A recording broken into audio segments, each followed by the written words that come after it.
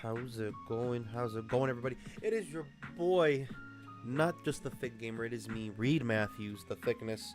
How's it going? I hope you guys had a wonderful New Year. Hope you guys had a wonderful holidays. We are back. Took a little break. Changed some things up. New year, new name, new look. Still thick. I forgot what my other thing was. Oh, it was New Year, new look.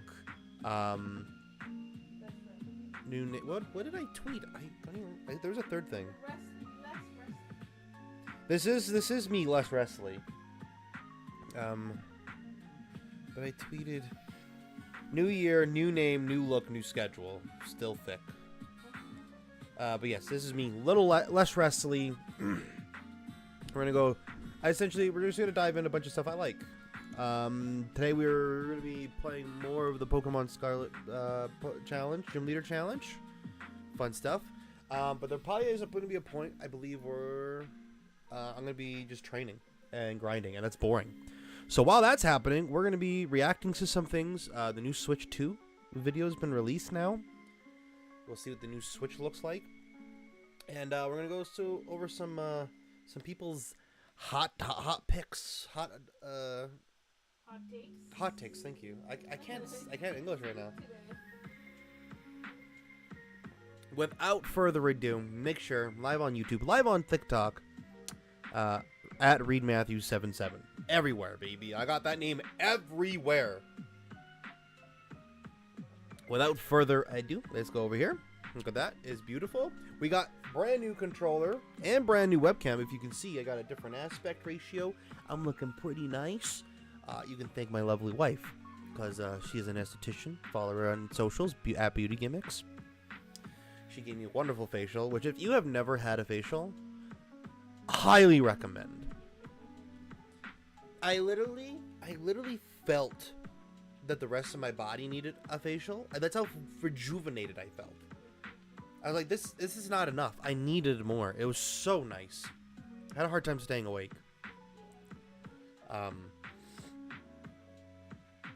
But she also gifted me this lovely new webcam because I was in dire need.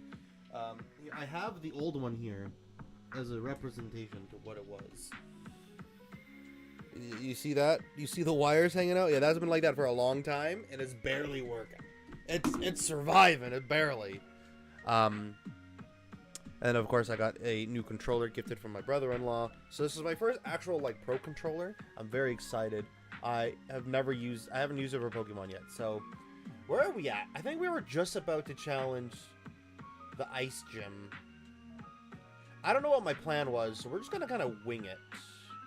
I gotta get used to all the buttons.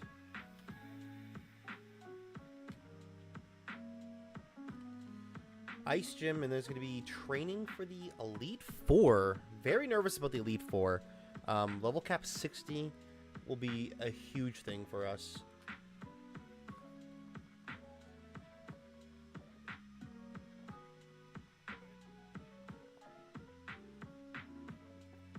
To the battle court, baby! Let's go! I think the idea was Frostmoth was going to set up against Frostmoth. I probably shouldn't. I probably should have had Zesty out front.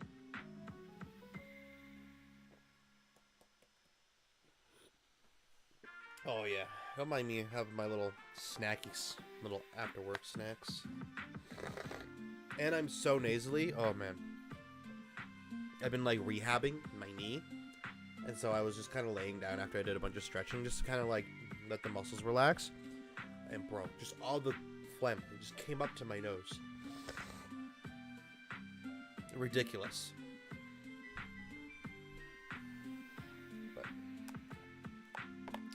Move on. We keep going. We keep going. We keep fighting. Ice chai tea latte just hits. Just hits the spot.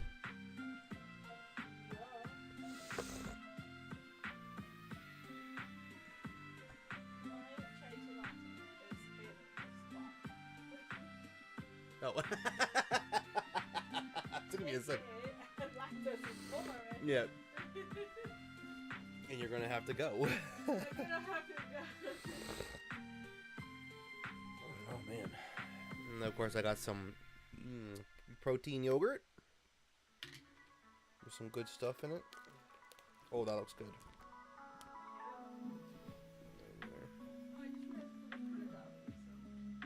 Oh, well, those will be interesting. It was so thick. Pun intended. That was one Weetabix? Yeah. Damn.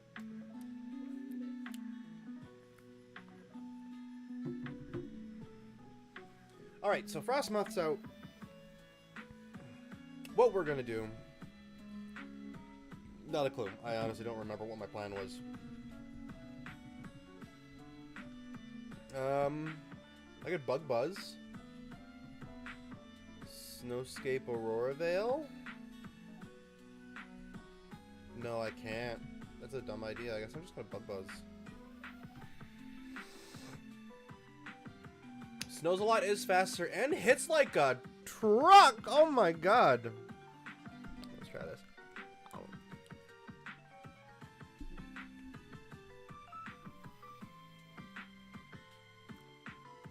Oh, now I'm slower.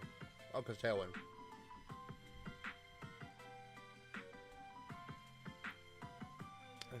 Very impressed. One Pokemon down. I don't know how the rest of this is going to go, but we're going to just keep going. Oh, can't switch. So those of you who's new, Gym Leader Challenge. I'm going to beat Pokemon Scarlet with each type. I'm not allowed to switch during battle. I'm not allowed to have more Pokemon than the opponent does.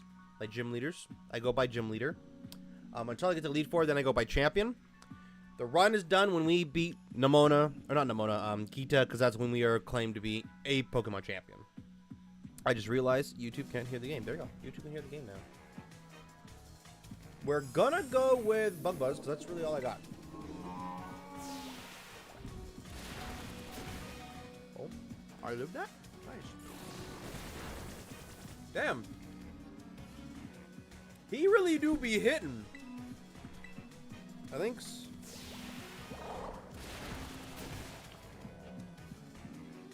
Man, snows a lot. Killed it. Oh my god.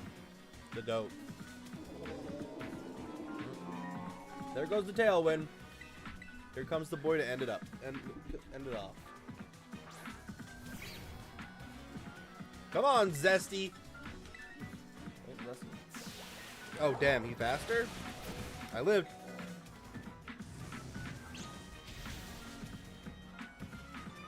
Give me that speed boost. Can it make me faster? Does that make me faster? I don't know. We're risking it. Nope. ST's gone. R.I.P. Alright. Let's go in. Let's throw in Kiki here. Or Kixie, sorry. Totally forgot what I named these guys. Get the double kick. Clean switch into the next one.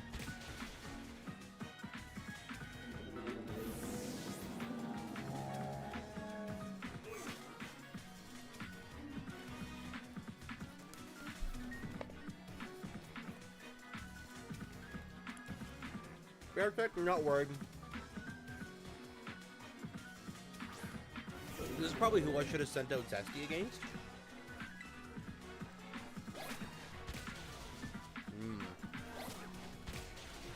That's not very good.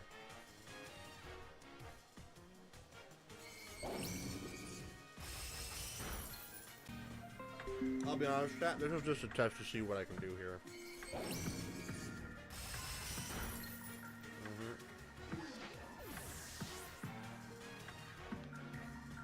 I think we Kixie first impression Frostmoth. I think that's gonna be the plan.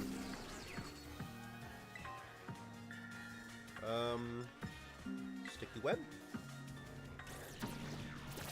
I want to make sure that Altaria that's going to be coming out next is going to be slower than me. I live this. Let's go. And it should go. Stab.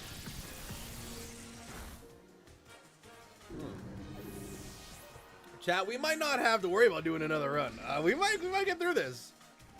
We might get through this, chat. Alright, Altaria comes out.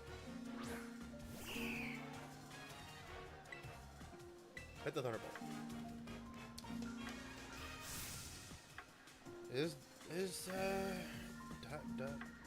Terraing. I was gonna say Dynamaxing. That's the wrong game.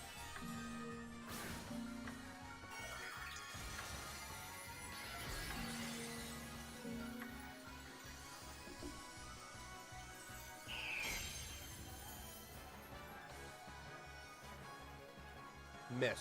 Ah! Loser. Oh, Sticky Web doesn't work because Altaria doesn't touch the ground. I think it's my turn to Terra. Bug Buzz, I guess.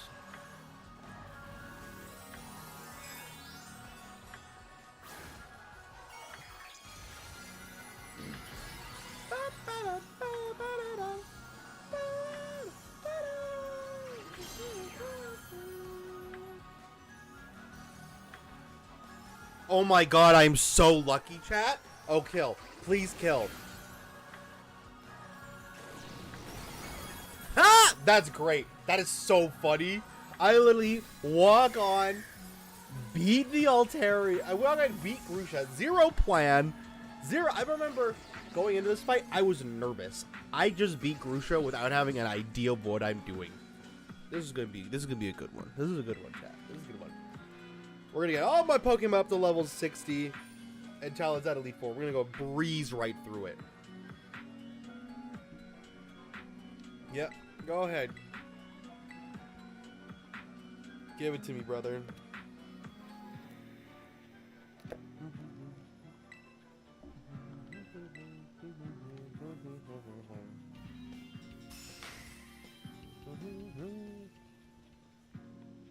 I thought that gym was gonna be way harder.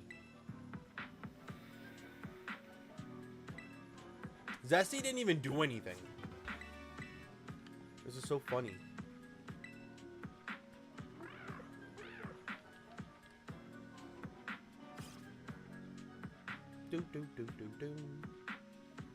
Okay. Now we got a plan for Elite Four. And train.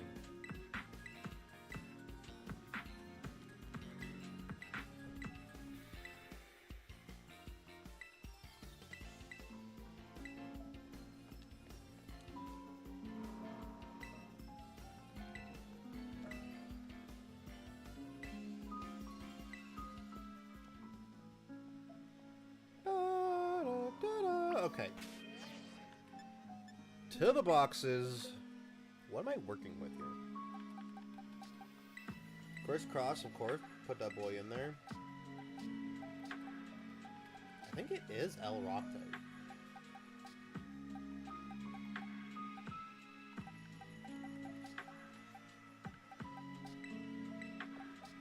That's the team chat. I think so.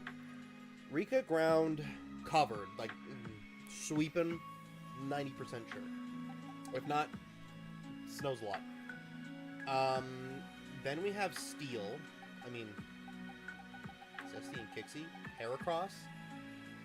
Then we have Flying. Which I 100% plug in and snows a lot. Gonna be doing a lot of work. A lot of heavy lifting there. Especially if he... Does he have the Terra? Use that. Where's my plus? Does have Terra Ice. I think I Terra Ice snows a lot, and I go right through that flying type. Dragon, we're kind of up in the air, really. Like, it's really going to rely on snows a lot as well. But Volcarona is going to be huge as well. So I'm not counting out Volcarona yet. I don't think there's really anyone else who could. I mean, I could get the Rabombi, but I don't think it's worth it. I named one Poop. Okay. Time to go train. Let's go to the bet. I gotta remember the B's and A's are switched on controllers. What is Iron Boost? Defense stat?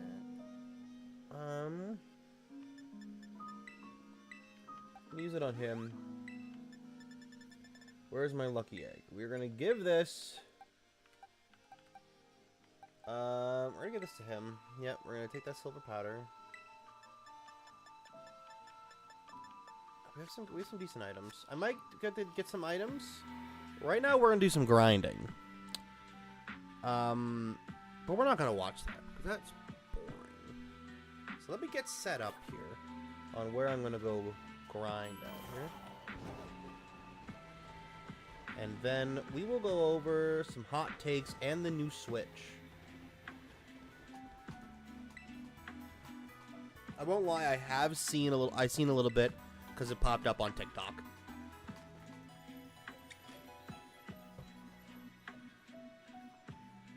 All right, that's the theme. I'm actually less worried about going into this match. Oh.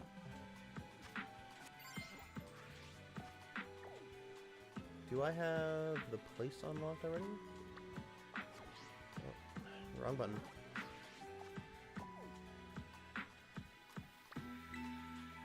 I don't have it unlocked. Because here's the thing. We're going here and chilling out there. So let's just go and unlock that spot to go to so it's there. It's ready for us. Then we'll talk about some fun stuff. So you don't have to watch me level grind for like the next 2 hours.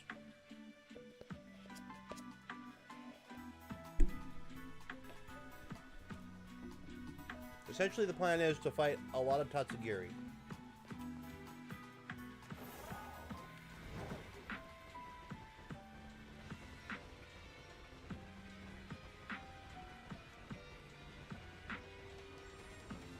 Go here, go through this magical gate.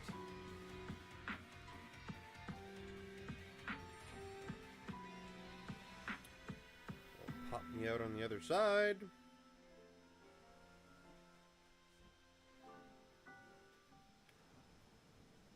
Can you imagine it didn't? It was like, oh, you don't have all 8 badges. It'd be like, who did I miss?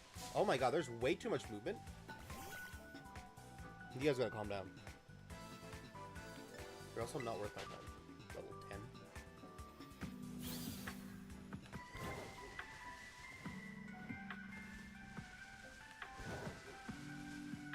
There's a difficult trainer we could fight here. Or maybe if I feed, maybe when I'm all level 60 and I'm like, I want to like test out everything. Don't need to actually do anything here. We just need to talk to them. Are we gonna? Okay. now the fun part, trying to figure out how to get there, really. Because this is a little island I want to get to. So... Buttons!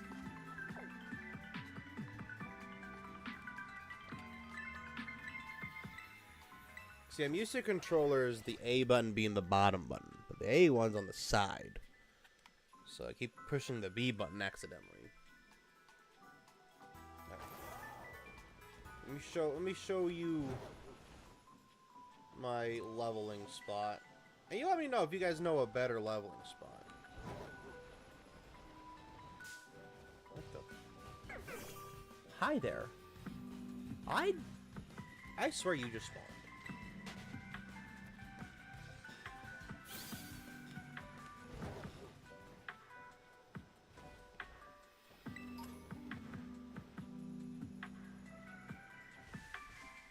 Hi, Slowburst.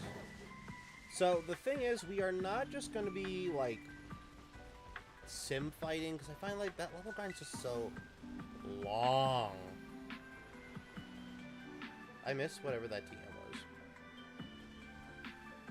Oh, hi, Krogunk. Could have used you in the fighting run. Pain in my butt. Oh.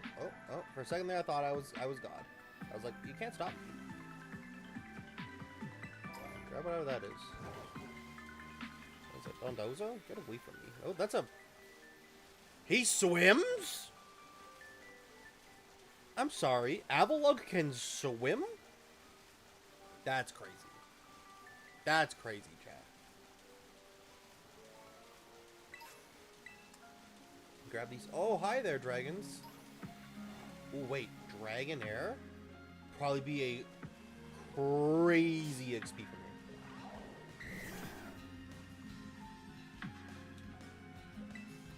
Aura Beam. Faster than annoying.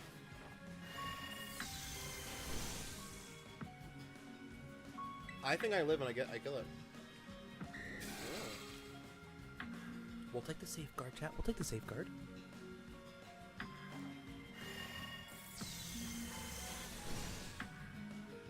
Okay, that randomly slowed down for a second. I don't know why that happened. Why is it so slow? Safeguard like a really messy what, brother? Don't need to learn wide guard. Why is it this? Everything gets so slow randomly. What is happening? And now it's fine. They use wide guard and it slows down my switch. What's going on here? All right, and same thing, just Aura Beam.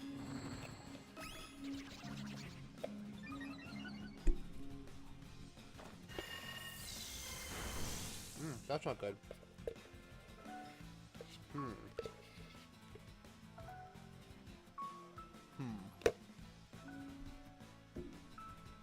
Maybe I gotta use a different Pokemon?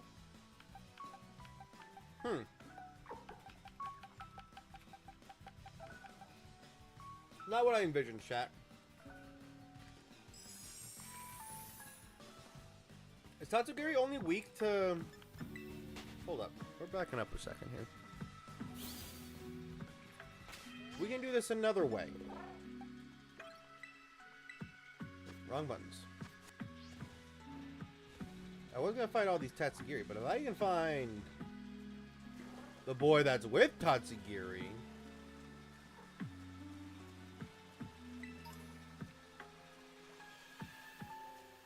Not... I mean, I'll fight Palooza, but that's not the one I was thinking of.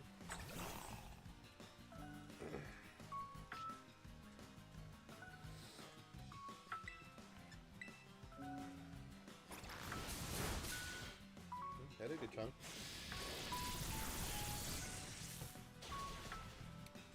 I don't know, my Switch like doesn't like me being here. It's so slow sometimes. That is also the other thing. I could just... Oop, not you. Put crisscross. Put crisscross at the front, and then fight a Tatsugiri.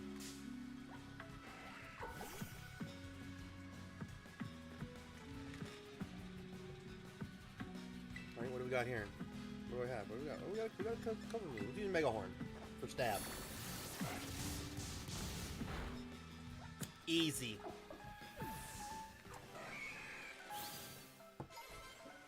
In fact, if he can one-hit every single Tatsugiri, that's going to make this a lot easier for me. Okay. But in the meantime, while that happens in the background, we're going to watch. We're going to watch some fun stuff. We're going to do some funner things, okay? So, change to my screeny. Put that above the Elgato. Nope. Yeah, it is. Why is it all the way up there? That's weird. Okay. And we go over here. I'm going to move. I don't know what we're looking at. Okay. This is the Nintendo Switch 2 first look reveal. Nintendo of America YouTube channel. So.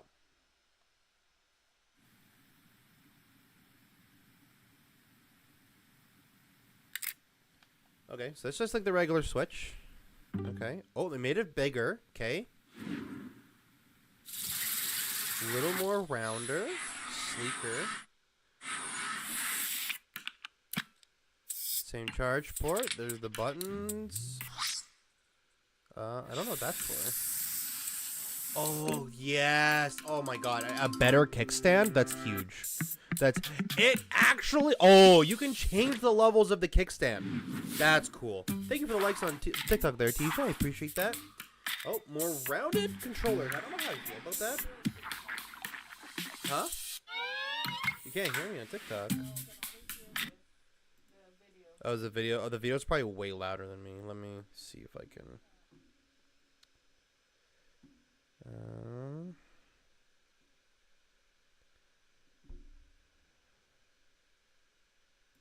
Let's see. Alright, let's turn this down, maybe.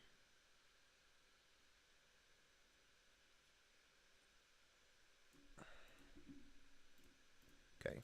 How about now? Can you hear me now? Is that better? Hello? Hello? Hello? No? It's still louder than me, hey? Yeah, I can't hear you at all. Just hear the music.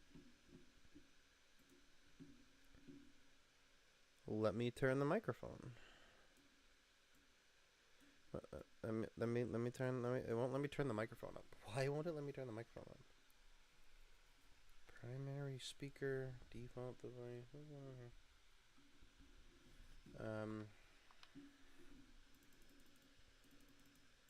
Settings, general settings.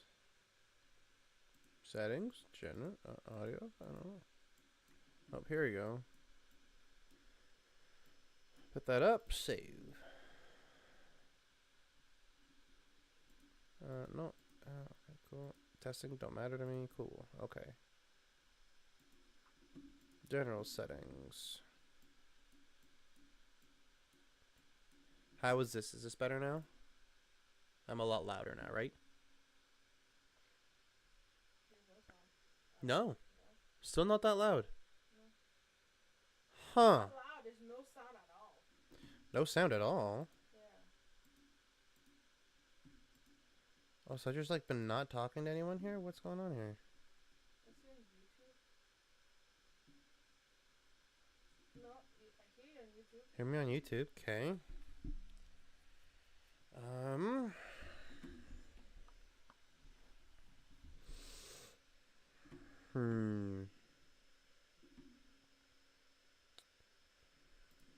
Let's figure this out here.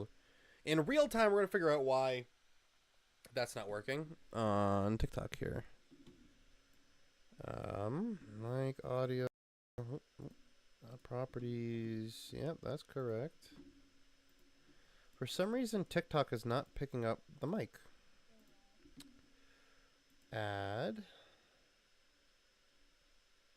Maybe if I add a device.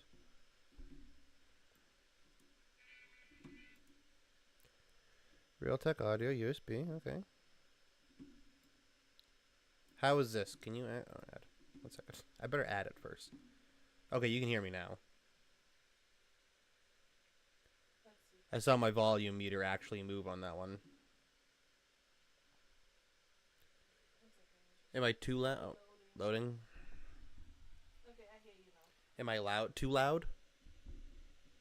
No, you're good. No? Okay. Cool. Okay, back to the video. So let's go back. So they changed the remotes a little more rounder. Don't know how I feel about that because they were kind of already awkward holding their hand. I do like the little detail, the red though. Oh, interesting. They popped that. Wait, it's not a slide anymore? That's an insert, chat. That's an insert. I mean, I like that they had the buttons out a little higher now, like the bumpers. For the individual Joy-Cons. Looks like they fixed the sticks, make it a little thicker.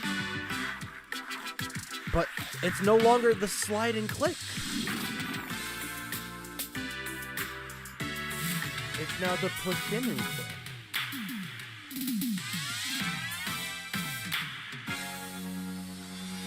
Interesting.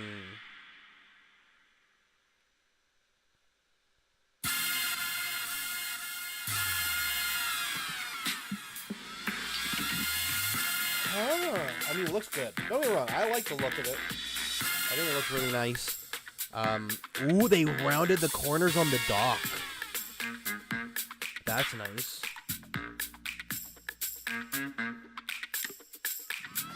And that confirms Mario Kart on the new Switch. Looks like a new Mario Kart, honestly. Playing this Nintendo Switch 2's exclusive game is one of Nintendo Switch games. Oh, sweet! It's backwards compatible! Oh, there's gonna be a Direct on April 2nd. Okay, cool. Cool. Honestly, that looks pretty cool. I really like that, actually. I think the design of the controllers will be interesting because they're a little rounder. They didn't really change the thickness of the controllers, but they did change, like, the bumper part, which I do like because the bumpers are kind of like, you had to have the piece to make it a little comfortable. I don't like using the little cover, though. I like just, like, free using it. That's a shiny Scyther. No, never mind. That's just a light. Okay. I was going to lose my mind if I was just, like, randomly playing and I saw a shiny Scyther. Don't you rat me, random Pokemon. I like the accents on it and the black, and I like the bigger screen too, the bigger screen size. But bro, chat, a better kickstand. The kickstand the regular Switch has just seems so frail to me. Like, I feel like if I like push on the Switch a little bit, it's gonna snap. But look, this thing's a serious thing, and it's got angles. So no longer are you stuck to that just designated angle. You can like tip it up and down, and that's really cool. I like that. I just realized I have no access. I cannot see YouTube chat when I do this. Let me tune into my own live.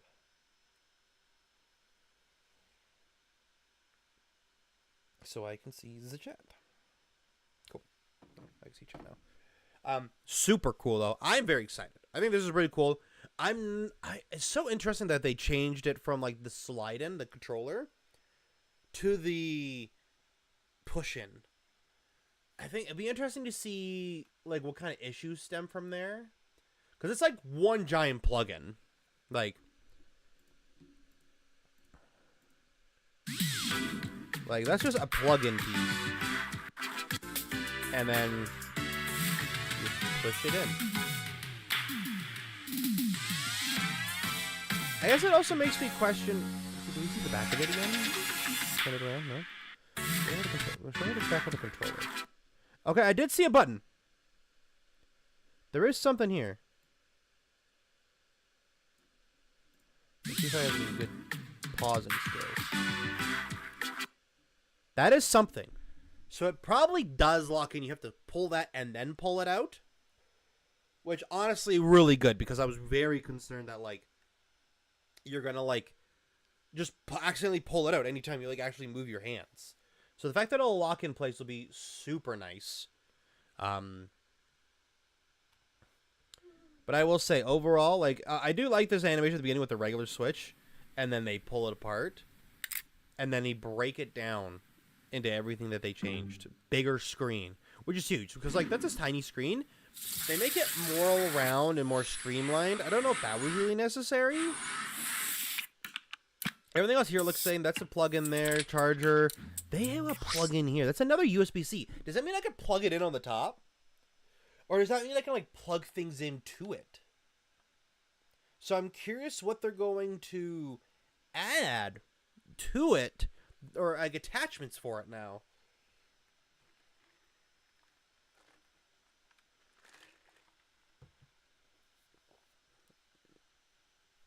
Oh. Mirror coat. Haha.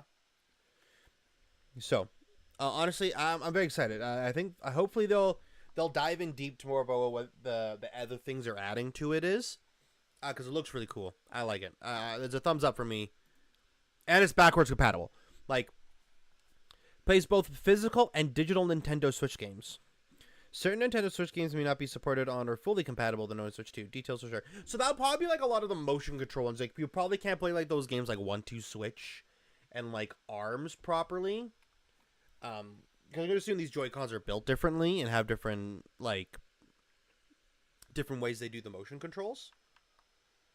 But still very cool. Still a big fan. Very excited.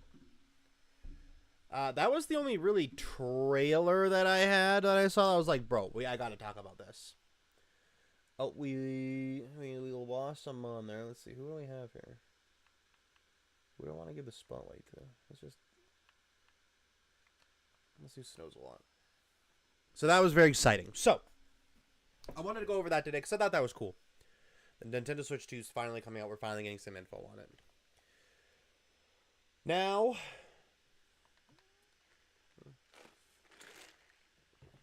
I want to do a little bit more me things, not just the Pokemon challenges. I want to like review things and I want to tell a little bit more about the things I like to do and just kind of show you guys a little bit more of me rather than just I play game and whatnot. Like this way we can talk. I can tell you how I feel about things when it comes to like my things I like anime and movies and stuff like that. So I thought, what not a better idea than to go on Reddit and find some things find some hot takes, because like I've been getting a lot of like hot take videos on TikTok, and I'm like, man, I think it'd be pretty cool to talk about some of these things. So without further ado, we're gonna go to some anime hot takes. We also have some Marvel Cinematic Universe hot takes, so I do like the MCU as well. So thank you, Nintendo Switch 2. I will probably buy you. You look pretty cool. Like, look at the size difference. Maybe those Joy-Cons will sit nicer in your hand now. We'll have to wait and see. Alright. So, anime hot takes and unpopular opinions. We're not going to go through everyone. We're just going to go through. If one looks interesting, I'll read it. So, Overlord isn't that good of a show. I'll just read the full thing. Overlord isn't that good of a show. Cowboy Bebop wasted a lot of story potential to be deep. Shimonetta is a great show. Emilia isn't trash. Trigun is better than Cowboy Bebop. Maggie, the Labyrinth of Magic is the only show that comes close to recapturing the feel of Full Metal Alchemist Brotherhood. So, I would agree. I've started watching Overlord.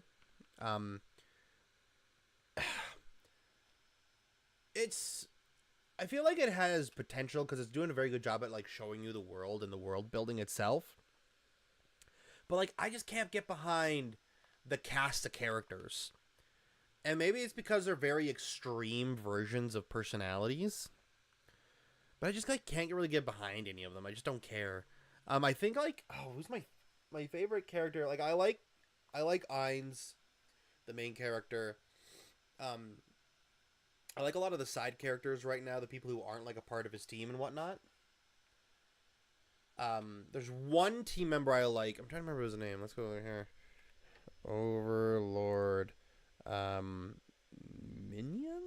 Nope, that's a game. Overlord. Character? Sure. It is... why can't I see this man on here?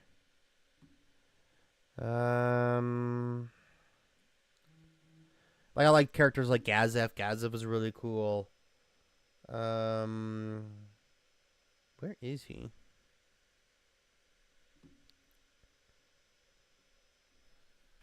Where is my boy? Like the science guy. Overlord characters. Guardians. Let's go with that.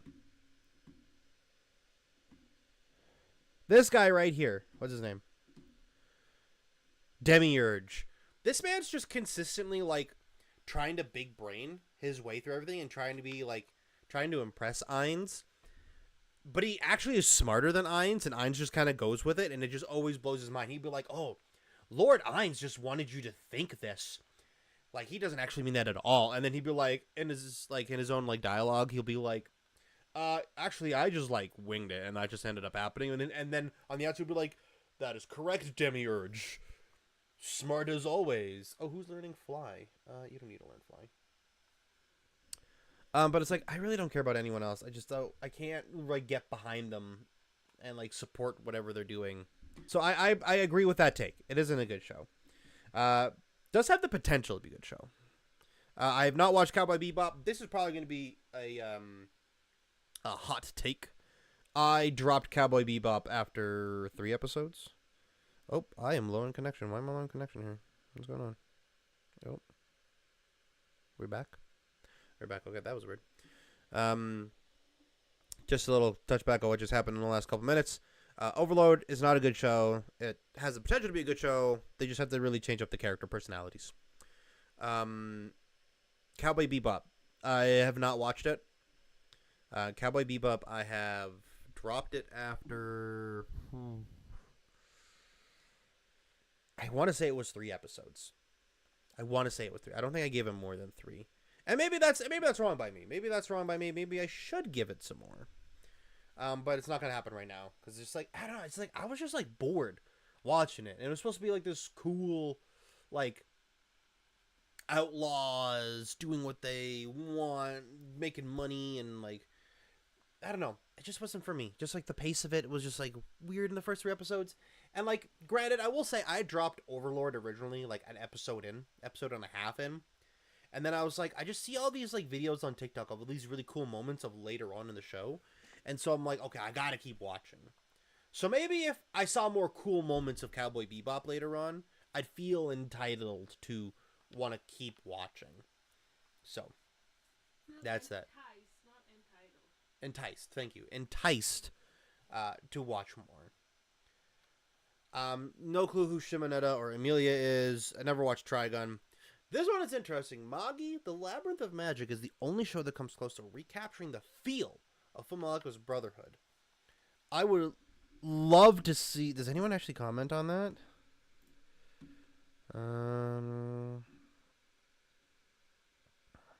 They keep talking about Ainz. I don't care. I agree with literally everything, though I haven't seen Magi. I read the manga. Trust me, it's really good. I have watched the show, and I was, like, picking up the manga. Unfortunately, I picked up the manga at a point where I was, like, getting tired of reading manga. And I was just, like, because my brain is just, like, hyper-focused on something else. And so, maybe I should go back and finish the manga. I liked Magi. I thought Magi was a decent show. What did I rate it? I rate every single anime or manga I watch. Just as a nice little, like, oh, this is what I felt about this show that I watched, or manga I read. What did I give Magi? Magi, I gave 6.5 out of 10. I think that is, like, big portion that is, like, we didn't get to finish it. Like, they never continued doing the anime. To say I would compare it to Fullmetal Alchemist Brotherhood, though, that's a stretch. I'm very curious what the original poster means by that. Because I certainly do not. I do not think it's that same level. I liked Magi. I thought it had a very interesting backstory to it. And very interesting, like, world that they were building. So maybe I have to pick that up again. I'll have to start reading that again. Oh my god, Leaf Storm? But you're physical... You physical? Yeah, you're physical to at least grass type. Okay. That's all of that.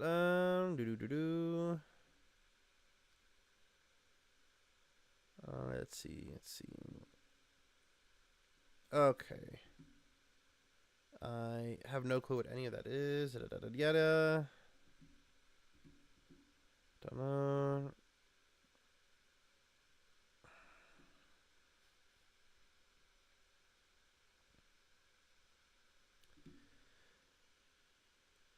Oh, yeah, we won't talk about that one. Okay, let's. This is a big one. This is a big list. Let's see here.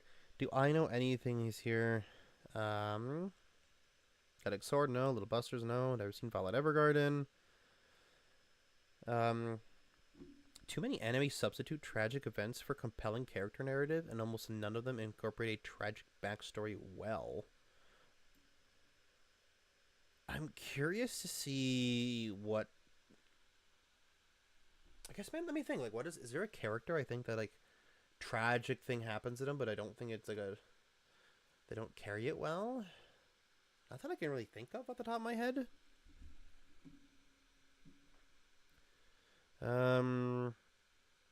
It shows you how many anime I've not watched yet, but I have no clue what some of these things are.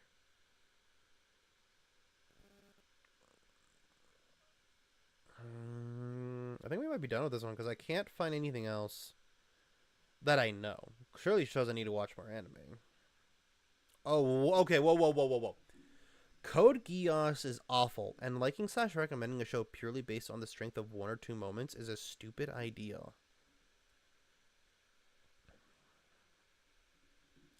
Don't mind me, I'm still angry about people recommending me Code Geass when I said I like Death Note. Same, the comparison is just not there. Death Note remains really highly quality throughout. Death Note spoiler, Code Geass.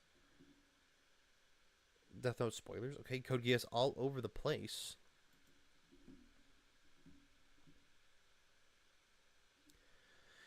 Not debatable, it's much worse after a spoilers event. Outright filler.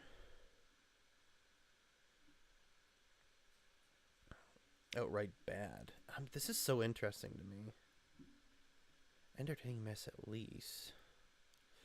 I disagree with this hot take, and I'll tell you why. I think Death Note was really good. It was really good. Like, what did I read that anime? I wrote it down.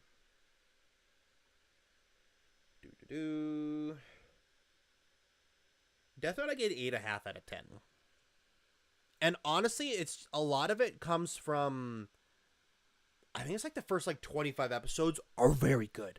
I love the dynamic between Light and L, and how like L's trying to find Light, but he doesn't know that it's Light, and he's pretending to be his friend. But as soon as, spoiler alert, if you haven't watched Death Note, as soon as L dies, the show goes downhill very fast. They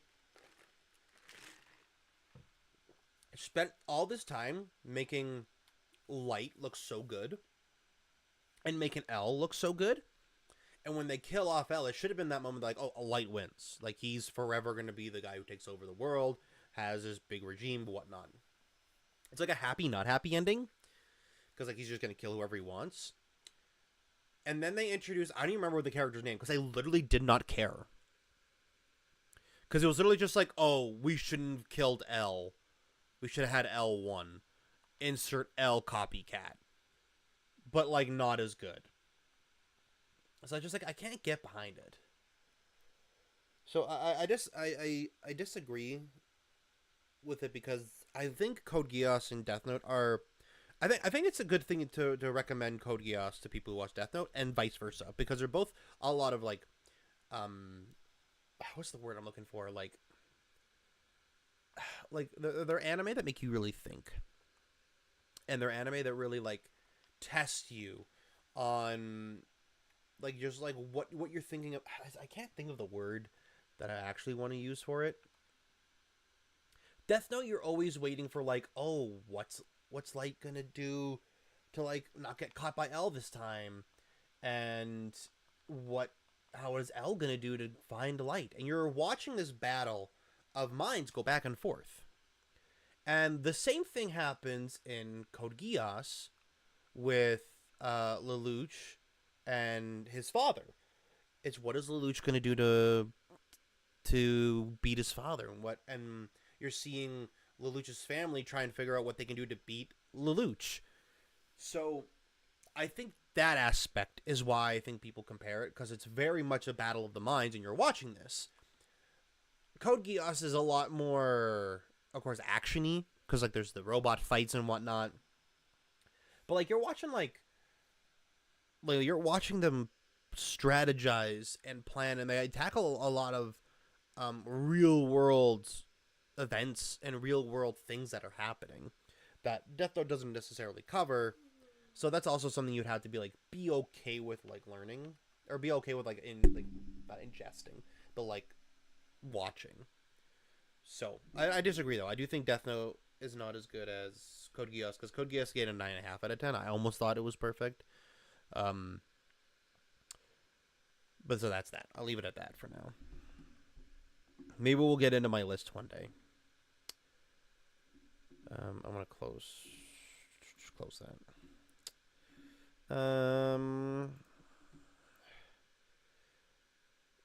I can't think of a single thing Death Note does right. That I disagree. Gintama was great from the start. I have to watch Gintama. I think a lot of people have said Gintama's good. Ooh, My Hero Academia is boring. Now that is an interesting take. I think a lot of it depends on when you watch either if you're watching the anime or reading the manga. I didn't think My Hero was boring. I don't think it was amazing. What did I read My Hero? It's here somewhere. Did I rate it? Did I forget? My Hero, I rated manga because I read the manga. Hey, Joel. Yes, I was very busy with a lot of wrestling at the end of last year, so I kind of left it for the rest of that year, and then I was prepping some new things for this year. We have the new name. I'm just Reed Matthews now. I'm not Thick Gaming, because I'm just going to do more of anything I like. We are grinding Pokemon Scarlet in the background. Don't worry, we're still doing the Pokemon Gym Leader Challenge. I just thought it'd be boring if I'm just fighting a million Tatsugiris to farm EXP. So I'm kind of going through just some other things that I like. So right now we're going through anime and going through some anime hot takes. I miss you too, brother. It's good to be back. Good to have you here. Yeah, so I just kind of changed things up, changed the look, made it a little more simpler. I like it. I think it's a good change. It'll be fun to start this year. We're streaming on YouTube now instead of Twitch. So it'd be YouTube and TikTok. I love JoJo's Bizarre Adventure. What did I rate JoJo's? I think I rated JoJo's per part, if I'm being honest. I did. What was your favorite part, Joel? I want to know that first before I go into my JoJo rant. Here, I'm gonna switch it over to this screen for this. I just started at episode 5, season 1. Okay. I love JoJo's Bizarre Adventure. I think it's a great show. I think it has a little bit of everything for everybody as you watch throughout each part. Actually, no, I want to have this screen. We're gonna have this screen. We're gonna have. Oh my god. Oh no, not that one. That one. We're gonna have this one on. We're gonna watch me paddle some Pokemon. While I go through my JoJo rant here. Do I have? I could beat this Scyther. Because I knew a lot of not like what happened, but how oh man, sorry. Tell I'm talking too much. I knew ahead of time that this is the power system going into it. And so when you start season 1 and they're talking about what was it called?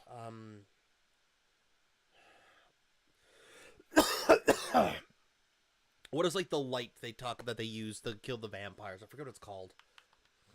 Damn, Zesty, you lived that? Poggers. Oh. I won't say it then. But that took me by surprise. I rated it. So part 1, 7 out of 10. Part 2, 7.5 out of 10. Part 3, 8.5 out of 10. Part 4, 9 out of 10. Part 5, 7 out of 10. And part 6 was 6.5 out of 10. I'm reading part 7. I won't spoil anything for you then. Simple as that. I'm reading part 7. Have you ever watched Bleach? I have. I'm actually caught up on Bleach. I've read the manga as well. This is what tends to happen. I like an anime. I catch up to said anime. I have nothing to watch because I finished said anime. I read the manga. I then catch up on the manga, and then I read weekly. 1,000-Year Blood War arc is exactly the best thing to happen to Bleach. Because it's just like they haven't done it. It's been so long since you really heard anything about Bleach. To come back with the 1,000-Year Blood War arc, so good. It is exactly what it needed. And you're right, it is beautiful. Hey, thank you so much for the heart me, brother. I appreciate that. I love Bleach. What did I rate Bleach? Did I rate Bleach in here? Bleach I gave 7 out of 10. That was before the 1,000-Year Blood War arc. I will move that up to an 8. Because I do really like Bleach. The 1,000-Year Blood War arc, not only is the animation, so it's a huge improvement. The pacing is improved. Like, oh, it's just so good.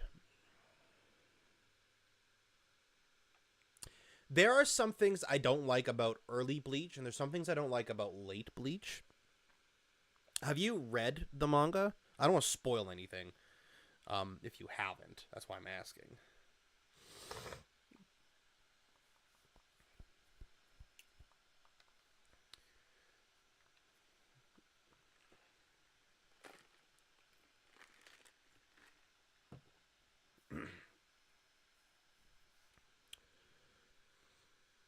Okay. This is a spoiler. I'm going to put out a spoiler alert to anyone who hasn't read the Bleach manga. The final fight with I'm gonna butcher his name, Yahabak, is too fast in the manga. It felt like it went by like that. And I thought this was going to be a bigger fight than the Aizen fight. And so when it happened so fast, I was just like, oh, damn, like, we missed out on all this beautiful things that could have happened. Because it felt rushed. And so I wasn't a big fan of that. Because I'm like, it was right there. They were building everything up. You know, like, you got, like, the... I'm gonna forget every single, like, little detail because I can't think of words right now. And that's the thing. And that's the thing I didn't like. I wish they could have expanded on it. Now, the fight in the anime, they might expand. Might change my opinion. But I also... sorry, pardon me. It felt like... It felt like that, like the middle part... Don't get me wrong, when I watched the anime when I was younger, so unfortunately I didn't understand how to skip spoilers. Or not spoilers, filler. So I watched, like, all the filler as well. Did he cross die again? No, he didn't. He is out of PP, though, so... Do I have ethers? I hope I have ethers. I do. Can I do all? Does a single. Elixir does. There we go. There we go. The middle part of Bleach, like between the Soul Society arc and the Waco Mundo arc, it felt like it dragged on. Oh, that's cool. That's a good one. I will say, like I said, it's an 8 out of 10, and I could definitely see the hype behind it. Because when I first like really got an anime, I didn't watch. What was that? Don't worry about it. Okay. I'm overstimulating. Okay. Just okay. I'm worried about it then. I'm like, why are you emoting in bed? I'm just overstimulated. Yeah. Oh, and I love Hollow Ichigo. I thought that was a cool thing. I think Ichigo as a protagonist is really good. I think we're all apparently they're all judging you. I didn't tell them what you did, but they're all judging you apparently. Don't judge me. Don't judge my wife. Don't do that. Don't do that. She's struggling. I'm just struggling. Yeah, she's just struggling. I think Ichigo is a great protagonist. I think the problem lies though with you start off with, you know, he's just like a regular dude who has the somewhat touch to the dead. Oh, don't worry, brother. Go ahead. Remind me to talk about Ichigo when you come back. In that meantime, I will pull up, though, some more hot takes. Don't know what that one. Your Line April, Prison School. No. Okay, One Punch Man becomes exactly what it parodies. Said thing that it parodies. What? I don't understand that. We're gonna move on. Gintama. No. One Punch Man is incredibly repetitive, boring, and unfunny, and I couldn't make it past 6 episodes. That's interesting because this makes me feel like this person took it too seriously. One Punch Man is not as much as I always think, because like I'm reading the manga, as much as One Punch Man feels like it's a parody, and as it goes on and on, it feels less like a parody.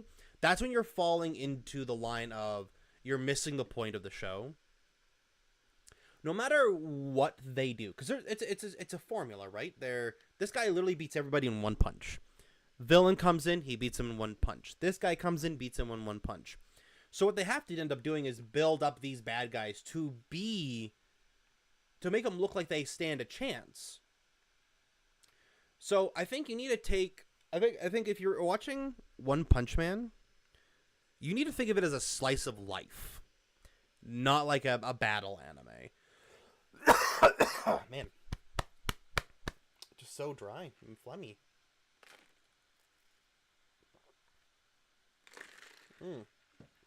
That's a good. Our boy's almost level 60 of the remote of the team, so I don't over level him. If you're gonna ever watch that, you have to watch it like that, because it's just that's what it is. It's a parody of everything, with just a protagonist who is just trying to live the life that he wants to live, and it's very plain and boring. It's not like extravagant. Oh my god, yes, Heracross is finally trying to learn close combat. Thank God we get a brick break. Okay, but we gotta take him off the team now. Ooh, Kixie wants to learn Axe Kick. Oh, hell yeah, brother. Hell yeah, dude. Okay, we gotta take him off the team, though. So, to the boxes. Let's move our boy over. We'll bring in Mothra. But we are going to put... you know what? Let's put... He has the lucky egg, so let's put Snow's a lot back on the front. Let's see. Let's see if I can heal in here. But yeah. If you're watching One Punch Man, watch it as a slice of life. It is not meant to be like a serious anime. And it's so funny to me. I think it's funny because it tries to make itself so seriously just for you to take that step back and realize that it's funny. It does not take itself seriously. This one, Dragon Ball GT is better than Super. Since we're going that route, I want to do one for Super. Gohan's character wasn't wasted during the Tournament of Power, and Vegeta had a pretty good showing. I agree with both those statements. This one, however, I would have to go back and watch Dragon Ball GT. I haven't watched it since I was a kid. So I honestly couldn't tell you if it was better. I don't remember it being better. I remember there being really good moments and crazy fights that really went on for a long time. I don't think it's better, though. Steins Gate got a little hype. I've never seen Steins Gate. Anime is fun. Ha! Hot take! Anime is fun. Oh my god, my Pokemon died. That was very fast. I didn't like that.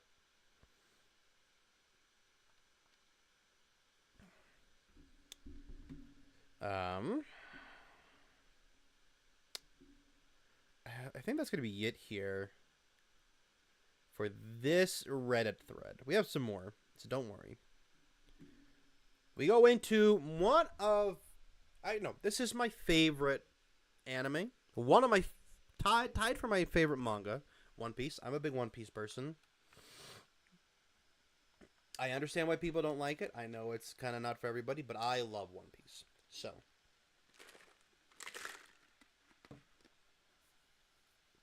I caught up on the anime. I've been reading it week to week. Bro, a bunch of my Pokemon dying is not supposed to be happening right now. Restore health. Revive you. I think I'm going to take his item. Put away the held item. I'm going to give it to him. Change held item. To the egg.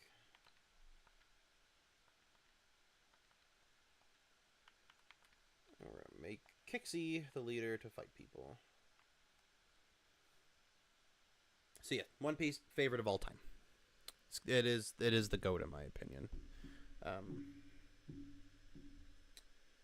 Oh, I lost my life. Interesting. Let's go back. See if there's anything there. This guy has a few of them. Edward Weevil is Whitebeard's son. I thought that was confirmed. I guess not. I'm pretty sure it was confirmed. Whole Cake Island has been the best arc since Marineford. Do I think that's true? I think it was very good. I do think it was better than Dressrosa, and I do think it was better than Zoe. Do I think it's better than Egghead? I really like Egghead arc. I do like Wano too. Wano's long and has a lot of info thrown at you, but I do like Wano.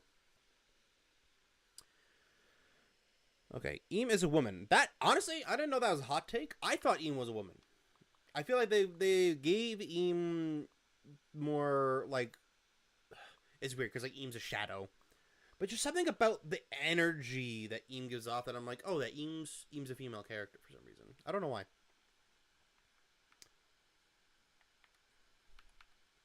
Physical, you physical, no, you a special attacker. Some villains are so evil, Orochi and Spandam, they come off as cartoony and not intimidating. I won't lie, when I was looking at these threads to talk about them on the show, someone did make the comment that they're not supposed to be. They're just supposed to be so disliked you want them to die. You want them to be eliminated. You want them to be embarrassed, so to speak. Did I just did I get rid of all of the... There's a Tatsuki.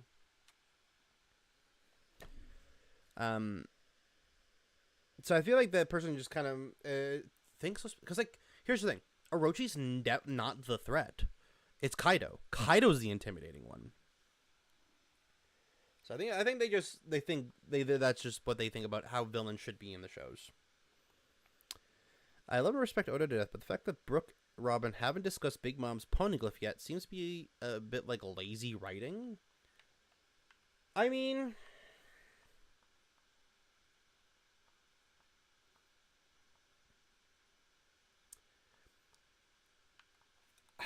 there's a while like Robin didn't talk about any of the poneglyphs, so like it could just be a moment where he's waiting to release the full information.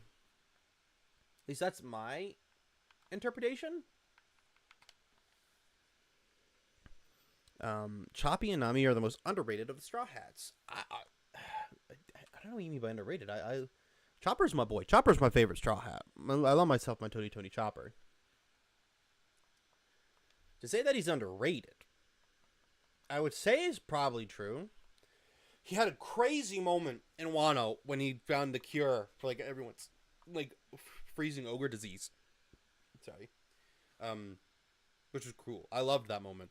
He's like another Tanuki, and he goes into like full beast point and just punches Queen. And you're like, damn, like there's some things to Chopper we haven't seen yet. Chopper's got potential. Nami, I feel like we haven't seen her been like. Don't get me wrong. She got Zeus back, and Zeus is on her side now. But I just feel like you haven't really had that moment for her to really stand out, like in fighting. But her moment with Big Mom when she's like not gonna run away, and she says that no, Luffy's gonna be king of the pirates, and she's crying. Like Nami is fantastic.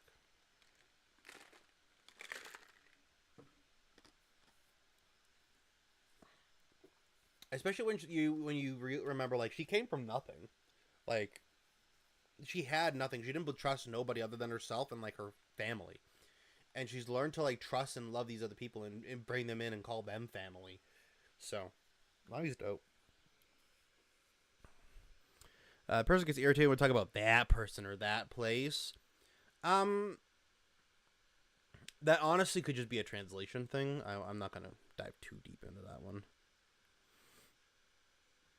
Despite all evidence to the contrary, I genuinely think Big Mom love her children. I would love to see how they think that, because definitely did not seem that way. Let's... Okay, people, this is the hottest take. So please prepare yourself for the hottest take, chat.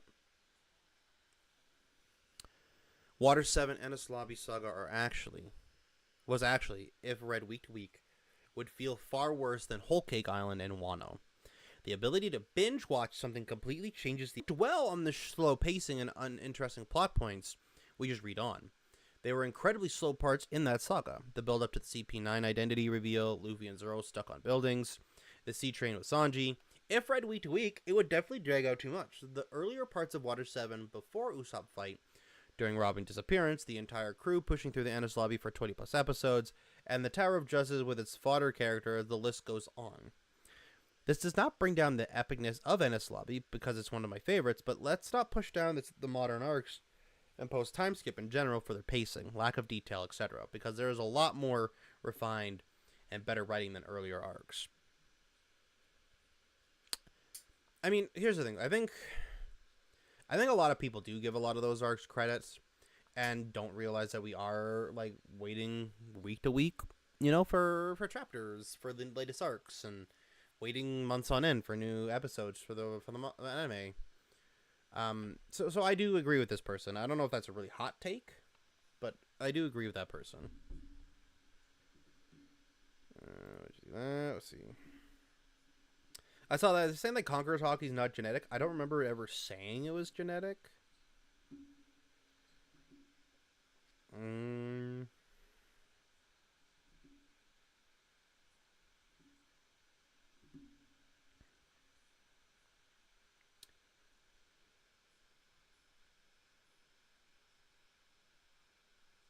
Skypea. I like Skypea.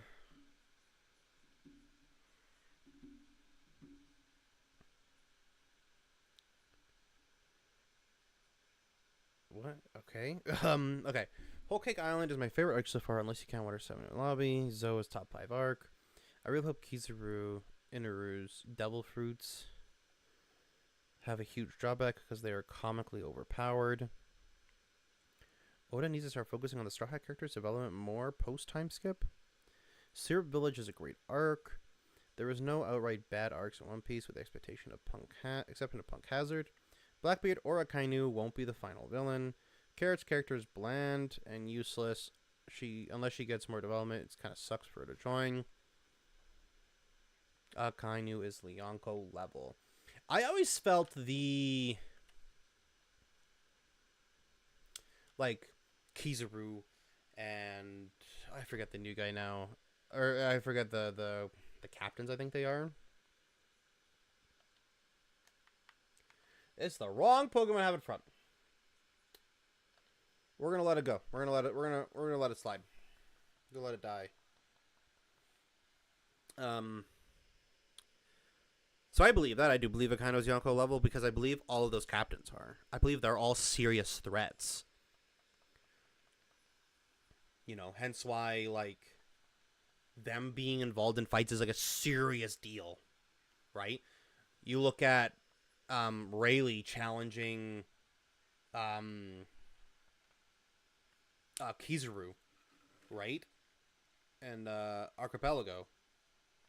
That was a crazy thing for Rayleigh to get involved.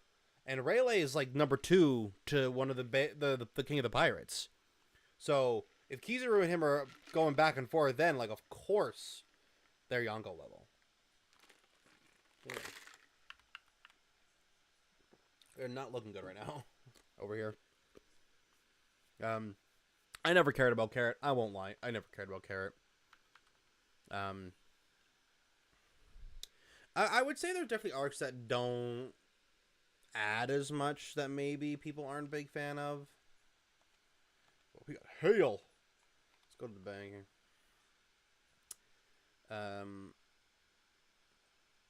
Oda needs to start focusing on Straw Hat's character development more. I think there's gonna be the moment where that happens. We're gonna have the moment where and I think it's gonna be kind of towards the end where we're actually gonna get a little bit more of everybody's story and learn about people see their full intentions come true and how that affects them. Because with all the information they just learned from Egghead, there is so much information to consume. And I feel like right now, if you mixed in, oh, here's a backstory about this person, it would be you skip it because you'd be so focused on the world building itself. So I think you just gotta be patient. I think it's gonna come.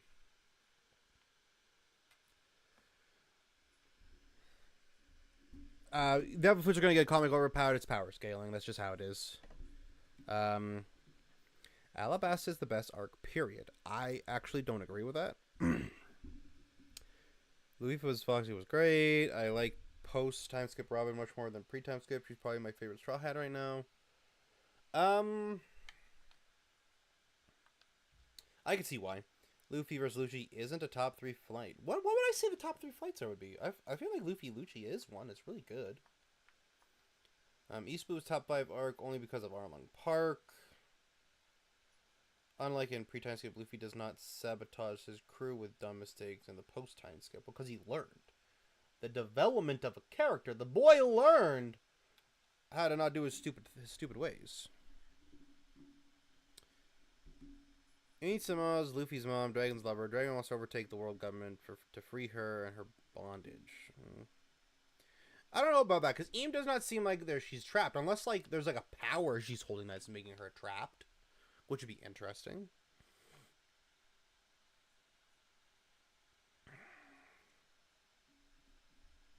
Okay, here's a good one. Hot take. I think Conqueror Hockey and Armament Hockey are both kind of poopy and make fights less tactical. But that Observation Hockey is awesome and is underrated by the One Piece fan base. I do think Observation Hockey is underrated. Especially because you see Zoro using the Armament Hockey on the swords and whatnot. I disagree in the fact of that they're bad. They make fights less tactical.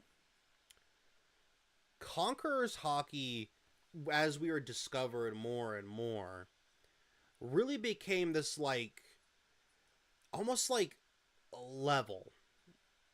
You need to be on my level to compete. So if you can't use Conqueror's Hockey, you can't really do anything to damage me because my Armament Hockey is so good and my Conqueror's Hockey is so good. So that's why I kind of disagree with that one. Because I think it shows you the strength and level of the person you're fighting. Right? That's my take. So let's move on from One Piece to my first anime. Or at least one that I knew was an anime, which was Dragon Ball. Dragon Ball Z was my favorite anime for a very long time. I'm reading Super, even though it is on hiatus right now because of Akira Toriyama's passing. Eagerly waiting for it to come back because I was happy and not happy with how it was going, so I really wanted to see where it was leading to see how those things would pay off. So, this poster dislikes Vegeta. Why? I don't know how you could dislike Vegeta. Maybe Saiyan arc Vegeta? But the way his character is introduced and how you slowly glow to have see where he comes from, I think they do such a good job of. Chi-Chi is not that bad. I never watched Dragon Ball, so I couldn't tell you anything about Chi-Chi. Cell Saga is better than the Boo Saga.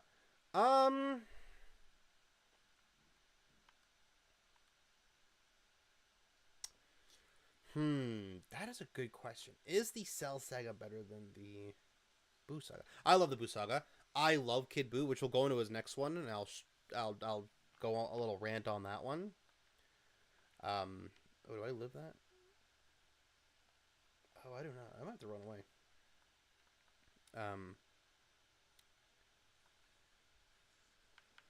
How do I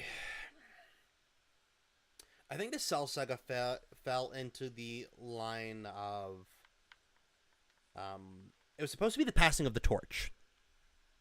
So when they don't pass the torch, really, it kind of just makes the saga seem a little less important. You know, because you have like Gohan stepping up to beat is the one to beat Cell, and you have like the androids bringing up the past stuff.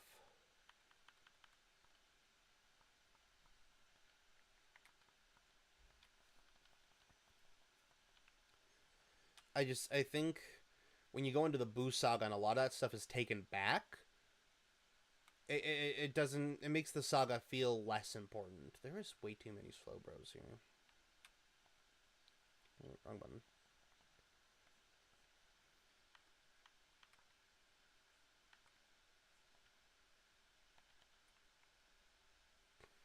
I'm gonna leave Annie to clean up these slow pokes.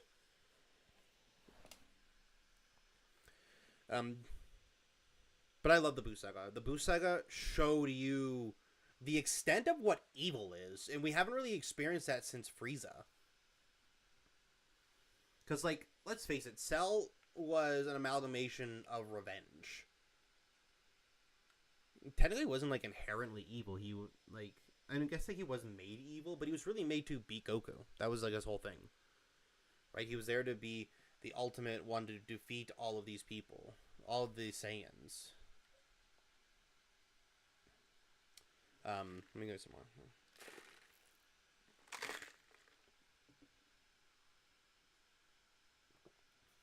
Kid Buu is a lame villain. I stand against this one. Buu is my favorite villain in Dragon Ball Z. And let me tell you why. We meet Buu, who, as we learn later on, spoiler, is Kid Buu absorbed by, I believe it's the Grand Kai at the time. And so we meet Buu, and Buu is a great introduction to, oh, there's like higher powers that are stronger, that make the gods at this point of the time, right? That make the gods nervous. And then you have evil Buu. You're like, wait, like there is separate embodiments to this character. Then you have Super Buu, who is evil. Just wants to destroy. Just wants to devour everything. Does not care about anybody else. He just wants that. He wants to destroy everything. And anyone that stands in his way, he hates them. And he is someone who gave him a run for the money. He absorbs Super Gohan and Piccolo and them, and he becomes this ultimate being that they have a hard time fighting until they fuse to Vegito. Goku and Vegeta. And at that point, that's the only point he ever gets put on the edge. And even then, he still figures out a way to defeat them. So when they're inside Buu, and Buu's like, yo, don't wake this version up. This version's crazy. Legit, I am terrified. I'm the guy who's literally been beating you, kicking your guys' ass. I'm afraid of him. Because here's the thing. Do I think Kid Buu is the strongest version of Buu? No. No, I do not. The thing is, Kid Buu is the most chaotic version of Buu. The most unstable.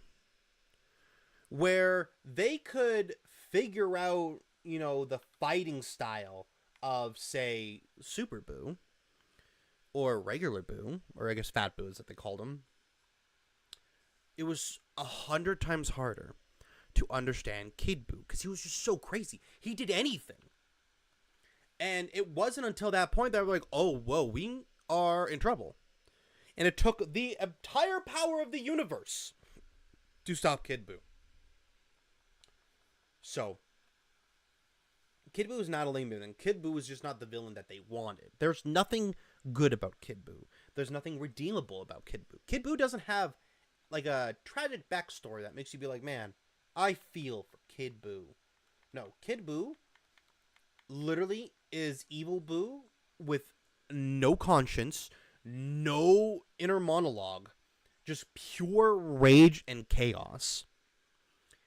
And I think he was a great villain to show where, they fuse to beat Super Boo, that, like, they can't do that. There are powers far beyond even what they have there.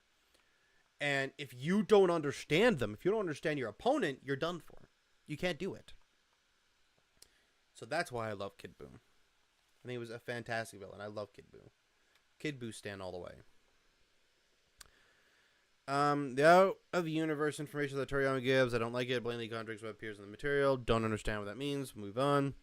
Dragon Ball Super is not that bad. If you look at past nostalgia, yes, Dragon Ball Super has problems, but why do people bring it down by praising Z or GT? Just watch a clip of the latter. Dragon Ball Super haters hijack the entire comment section. I need to see what these people are doing because I'm not sure. Fat Boo is much better than evil versions of Boo. I mean, like, Fat Boo is the best Boo because he's, like, when it comes to, like, characters on the show, because it's like you're charmed by him. You see that he's, like, a child. He's literally an innocent kid. And you grow to love that about him and his connection with Hercule.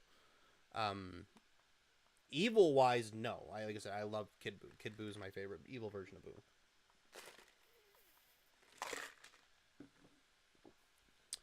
Tien is boring. Yes, I never watched Dragon Ball, so I can't comment on, like, Dragon Ball Tien, but at Tien after that, you don't care. Don't care about him. I like Yamcha, but he get made fun of.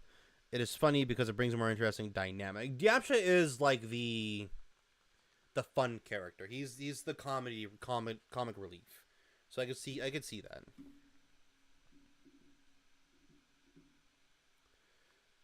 People don't like the Boo Saga. I love the Boo Saga. Yeah, I would say the Boo Saga was better than Cell Saga.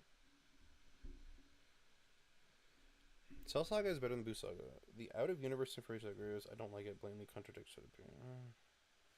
These are, like, the coldest of takes. Universe Elimination Arc is the second best arc of the series, behind Namek. You really think the Namek arc is that high? Because, like, I don't think the Namek arc is better than the Frieza arc. Because the Frieza arc, we got a lot in depth to, like, the world and what what really happens with things. The power scaling Z was just as bad as Super. I mean, that's, like, the thing. Like, it just keeps going on and on and on. And that's kind of just, like, the bad habit that they got into, and they just can't get out of it. But it is what it is. Tingles didn't ruin Super Saiyans any more than Toddler, Trunks, and Goten getting it did. I think this is my take on, like, the Tingles and, like, the Super Saiyan stuff. Because they didn't really experience Super Saiyan until you had this extreme burst of emotion. And then what happened is you learn to replicate that feeling when you get that. Hence why they can repeatedly do Super Saiyan over and over and over and over and over again. And that's just how they explain it. So I don't see that as a bad thing. Super should get more credit for expanding the DB universe, literally, and giving the story so many more directions to go when it clearly is running out after the Cell Saga. I liked Kid Boo. I love the Boo Saga and the Fusion Saga. So I can't disagree that everything after the Cell Saga was bad, because I liked those ones. Moro arc started good, but they should have ended it before making him become the planet and go through the usual "give me your energy." You know what my problem with the Moro arc is? This is a spoiler to anyone who hasn't watched the Moro arc. So maybe like the next 10, maybe like 30 seconds, don't listen. My problem with the Moro arc is it really degressed Goku and what Goku as a character was. We've seen Goku before give the Senzu Bean to opponents because he, quote-unquote, wanted to fight them at his best. But in Super, we're fighting these god-level opponents who could literally wipe him off the face of the planet, and he clearly gets a grasp of that and finally takes things seriously, and it's no longer just fighting the strongest in the universe, it's also protecting his family. So when Moro is supposedly this horrendous character, the worst being who will kill everything, and he gives him a Senzu Bean, it's just like, oh wow, so we have done no character growth with Goku. Whereas, like, you might have started seeing it a little bit with him trying to learn his Ultra Instinct and the challenges he faced with that. He learned nothing. And that's the frustrating part of the Moro arc. The give me your energy stuff is fine because that's how the spirit bomb works. Oh, Moro, here's a sensu bean. It's like, brother, you've been repeating this mistake every season. This is not like a quirky thing anymore. This is just kind of dumb. That's my problem. Okay, anyone who is on here who's not listening can, definitely listen again.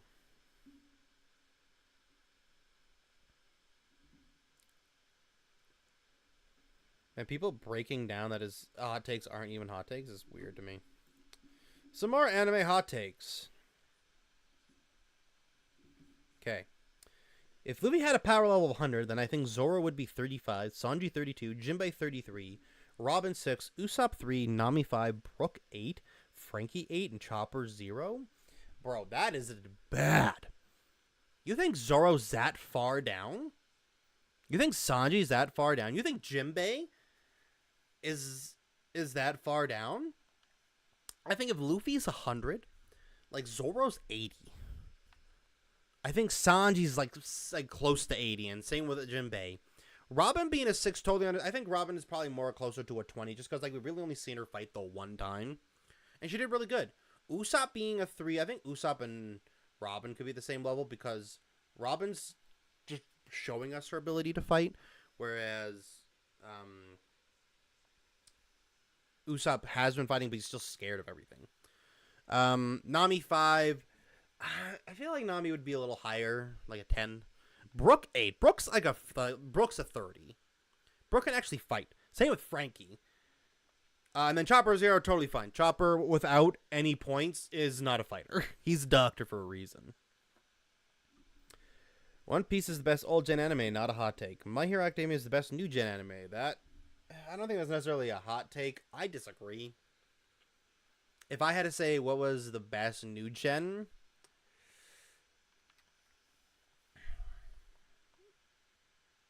I think I'd have to give it to Demon Slayer.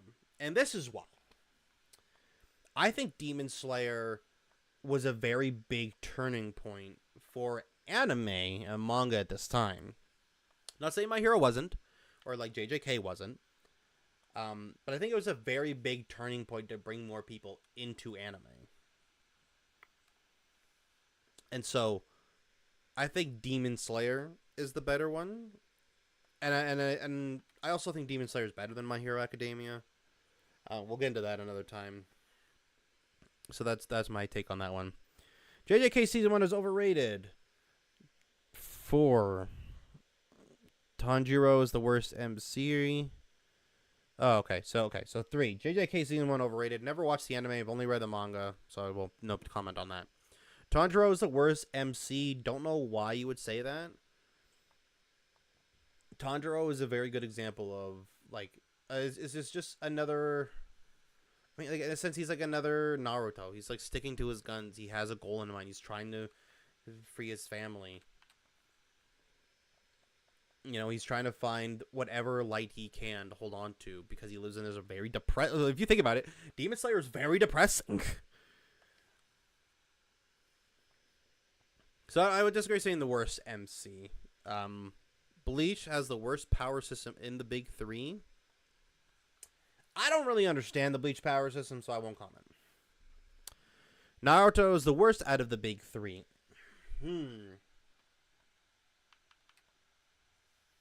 I have not read the Naruto manga. I am currently reading the Boruto manga. I have read the Bleach manga and watched Bleach anime. I have read and watched One Piece. I would say if you were basing it solely on anime, Bleach, early Bleach, because like 1,000 Year Water Rock is amazing. At the time when they were like, oh, these are the big 3. Bleach had the worst anime because of course everyone knows Naruto out of the big 3.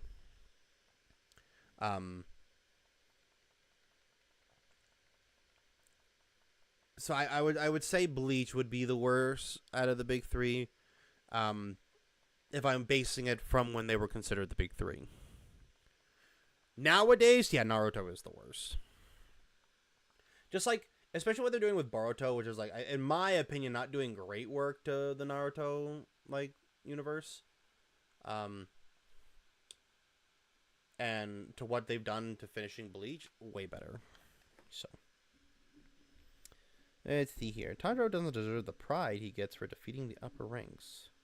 What I mean by that is Tanjiro defeated upper 6. Everyone gave him pride when he defeated upper 4. The entire village was congratulating him, but in reality, Tanjiro didn't do all that much. Like in the entertainment district, Tengen was fighting Gyotaro almost the entire time, but Tanjiro only actually got the kill, but he didn't do all that much. Tengen lost both an eye and hand, was still fighting and saved Tanjiro multiple times. Sorry. Despite having lost an eye and a hand, so Tanjiro doesn't deserve the glory he's giving, and in the Swordsmith village arc against Upper 4, almost the entire time he was chasing a little demon while Mitsuri was actually fighting. I mean, I think they give him a lot of more praise based on the fact that he's not a Hashira. He's not one of like the big guys in the world that they've created. I think that's where I get it from.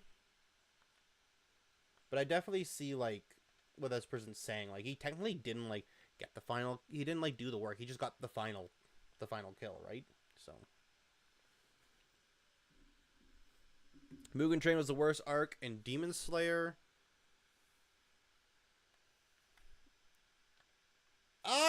Yeah, I'd agree. It just felt less really compared to the other ones.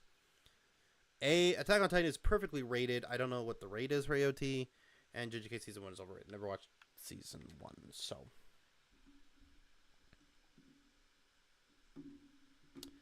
I despise this anime for one petty reason. I particularly hate the Demon Slayer anime for one petty reason. It's not because of the story or the characters. It's because of the studio creating it. Studio UFO Table.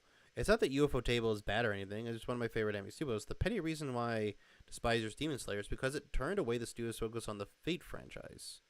Oh, that's Here's my hot take. If you don't like an anime for the sake of like, I just watched it and I didn't like it for these reasons.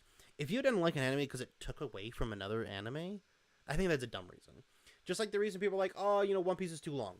That's not, in my opinion, that's not a good enough reason to not like it. If you watched it and be like, you know what, I didn't like the pacing. You know what, I didn't like the characters. Cool. I think that's a valid reason not to like an anime.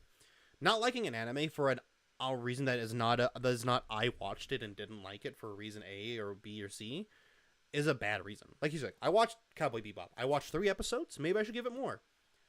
I didn't like it. I thought it was boring. Right? The time I was reincarnated into a slime, I watched an episode and a half. Just wasn't for me. I didn't like the gimmicks in it and whatnot. Maybe I didn't give it enough. Maybe I should wait. And like, I'm totally fine revisiting them and seeing maybe I had the wrong idea about them. But I'm not gonna just be like, I don't like an anime because like I didn't like this one thing, or it took away from the Fate series. Like, I dropped Fate Apocalypse, or no, Fate Zero. No, I watched Fate Zero Apocalypse. Fate Stay Night. I dropped Fate Stay Night. Just didn't care. No worries, Joel. I forget what I told you to remind me of, and you were probably gone by the time, hey, remind me of this thing. But we're going through some more anime hot takes. Let's see here. Gohan isn't a worse character in Super. He just finally has the life he's wanted. Yeah, I agree with that. No clue who that is. No clue who that is. Goku is narratively a weak character. Think about it. What was the last thing to happen to Goku that built his character as a whole? And not just his strength in the last 20 years. The biggest development to Goku was his whole 30 years had him getting married to Chi-Chi. Yeah. Goku is narratively weak. Yeah, I agree with that. Especially with like in the new season where they make that dumb decision. I don't know if you're caught up with that, Joel, so I won't spoil that for you. I already went on that rant while Joel wasn't here, so. A hot take, Aizen would beat Naruto. I'm not going to get into power scaling things. I do agree with that. I don't think that is a hot take. Okay. Shao Tucker's a better father than Jing? I know this is an extremely hot take, but I think Shao Tucker is better father than Jing Freeze, mostly because at least he was there even if he was an insane psychopath. I don't know if that's a good enough answer for that take, sir. I think an absent father is better than the father who surgically mixes you with the dog and you feel immense pain the rest of your life. Evangelion is ass. Everyone says it's deep, but it's just bad writing. I liked Evangelion. I wouldn't say it's bad. Oh, I bad first impression again. Oops. Ishin Kurosaki. I totally forgot that was Ichigo's father's name. Is Ishin. I would say based on the knowledge, he is probably one of the best fathers. I'd have to sit down and think about all the fathers in anime to really come up with a list. But I do agree. I think he's a good father. I think Evangelion's pretty good. I want to watch the newer one. I watched the older one. I want to watch the newer one just because apparently it's better. So maybe they clean up the writing. Who knows?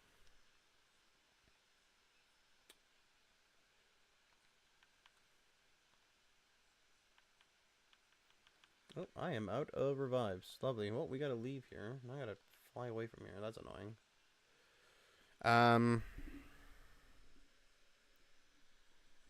Don't shoot me. But if it weren't for One Piece, new gen Big 3 would be better than old gen. He did sacrifice everything, and he did everything he could to give his kids a great life. I'm not disagreeing with you on that one, brother.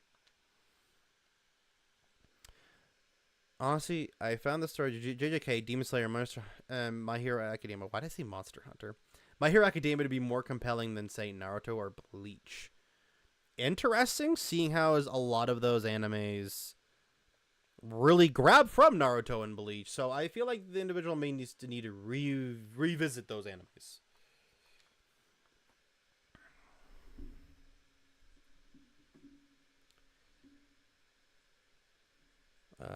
Hot take. While I'm glad anime is more accessible to everyone, there's some things that break my heart. It's painful to see great manga get axed due to lack of discoverability. Meanwhile, on Crunchyroll, I get to see 40 renditions of the same recycled isekai plot. Bring back the ingenuity. Give us something different. I don't know how I feel about that one. Because, like, I'm not a big fan of isekais. And there was a very bad period where every anime was an isekai. I think there's still animes out there that are doing that. I just think that maybe you got to find different places to find them, maybe.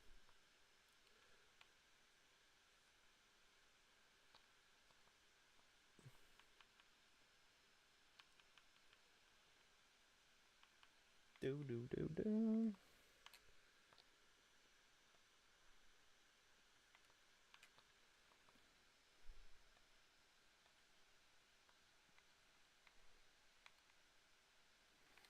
Just grabbing some revives here. 1 second. Just find it funny. I commented on TikTok. You posted saying we need streams. LOL.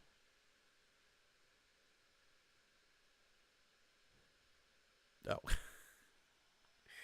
that's funny. That it worked out. It worked out, Joel. It came. You wished it into reality. We'll say. No, I was just taking some time off, changing some things up. I was coming back. I was just think of it like a Christmas break, you know. Oh, now I gotta get back all the way out there, where I was at. Oh, hey, that's a flying point. That's actually huge for me. Manifested exactly, Joel.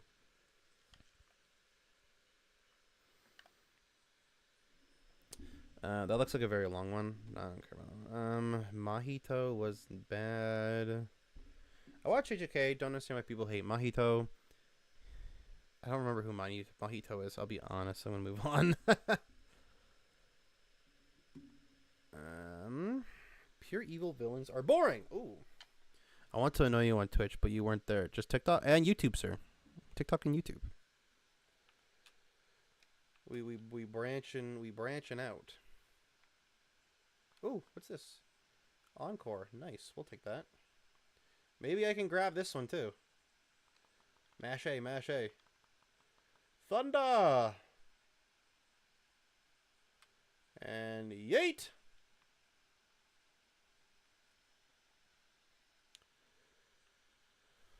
Alright. Yeah, I decided to do a little change to YouTube.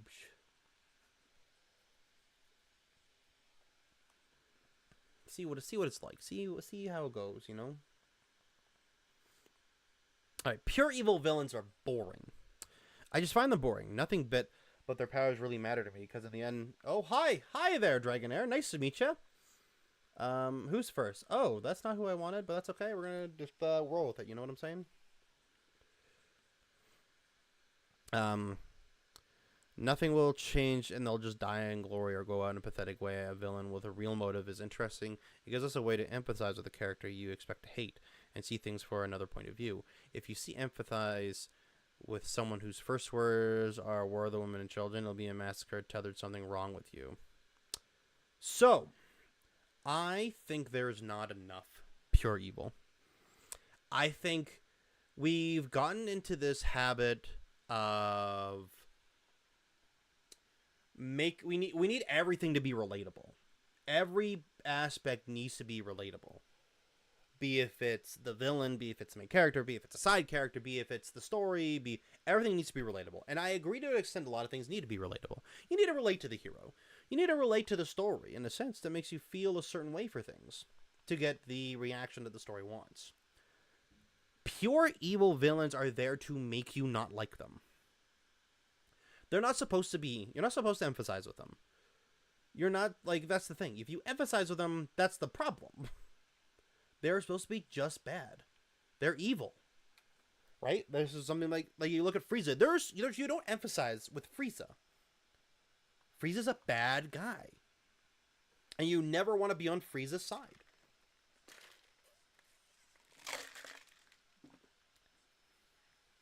Exactly. Jack Pride, evil guy. Pride is just evil. You don't need to know the reasons why he's evil. He's just bad. And you don't like that. Whereas the good guy, Jack, you like Jack. You think Jack is innocent and you feel for Jack. And that's what a pure evil villain does. A pure evil villain makes you like the protagonist more because you sympathize with the protagonist because they're against the villain who's just pure evil. There's nothing to like about them. No, when the antagonist, it makes it more entertaining since you don't want either side to lose. But here's the thing. Evil villain and antagonist are two separate things.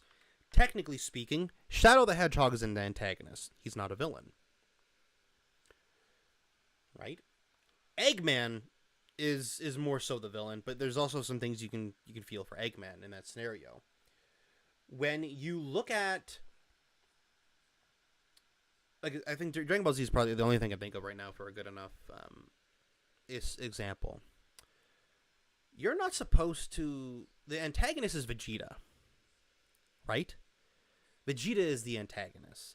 You know, Android Art. Android 16 is an antagonist, and 17 and 18. The villains, Frieza, Cell, you are not supposed to like them. You're supposed to be like, man, these guys are going to kill everyone. I want to be with the good guy and have him save everybody. Because antagonists just go against the protagonist. So Vegeta. You can like Vegeta. You can be like, man, I want Vegeta to beat Goku for once. Totally fine. I want to feel for Vegeta because I think that's a good antagonist. A villain, which, can be an antagonist, of course. But I think the villain is supposed to be a villain. A pure evil villain is a pure evil villain. Right? I'm trying to think of some more examples. Look at Bleach. Ichigo, protagonist. What's his name? Bankai Zanbon Sakura Kagayoshi. Why can't I think of his name?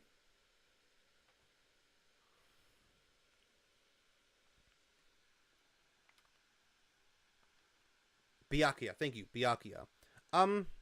Is that the definition of an antagonist? Because I always thought the antagonist just had, the antagonist and protagonist technically have not necessarily directly opposing beliefs, but beliefs that, butt heads with each other.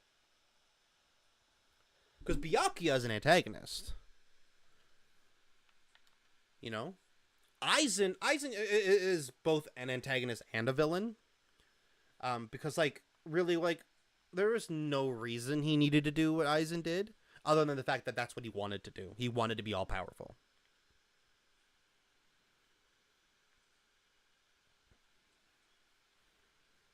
Yeah, because there is a point like Aizen's trying to do things a certain way, and they give a reason to it, and I don't think that's a bad thing. Um,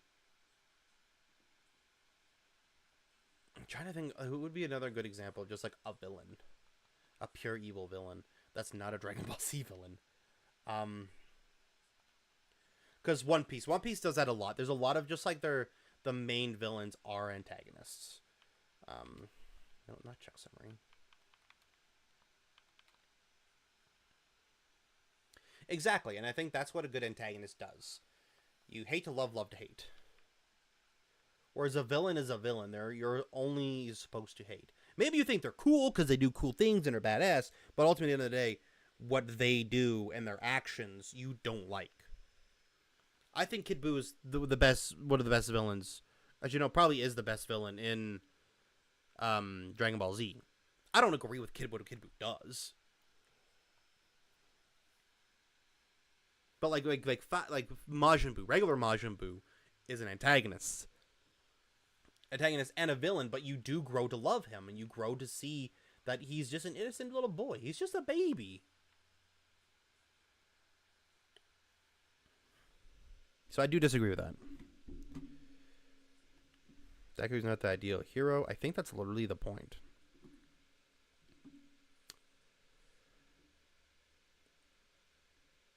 Spy Family is ass. Change my mind. I think Spy Family is cute. I can see how it's not for everybody, so I don't think that's a super hot take. All the big anime, One Piece, Naruto, and DB, they're all just as long as Naruto and DB. Their anime is cut into different pieces. Just what? I see a good character who switches between good and bad is an anti-hero like Deadpool. Yes, Deadpool is, and that's kind of where that turn came from. It seems like you create a guy who's bad and does bad things, but they do good things too.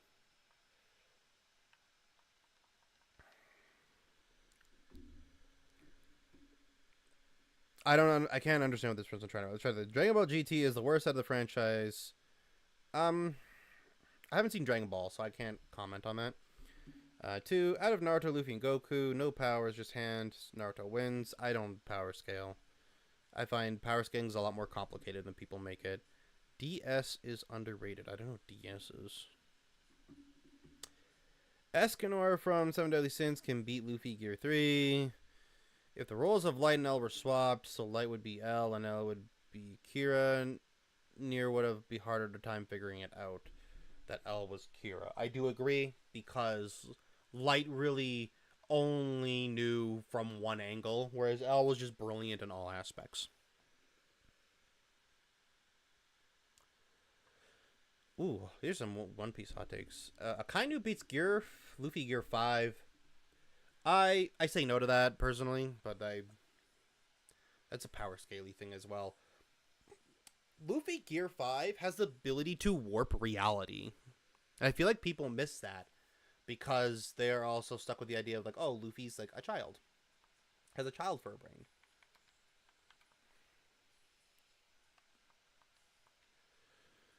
Odin's stronger than current Zoro. We would have to have Zoro fight someone along the lines of...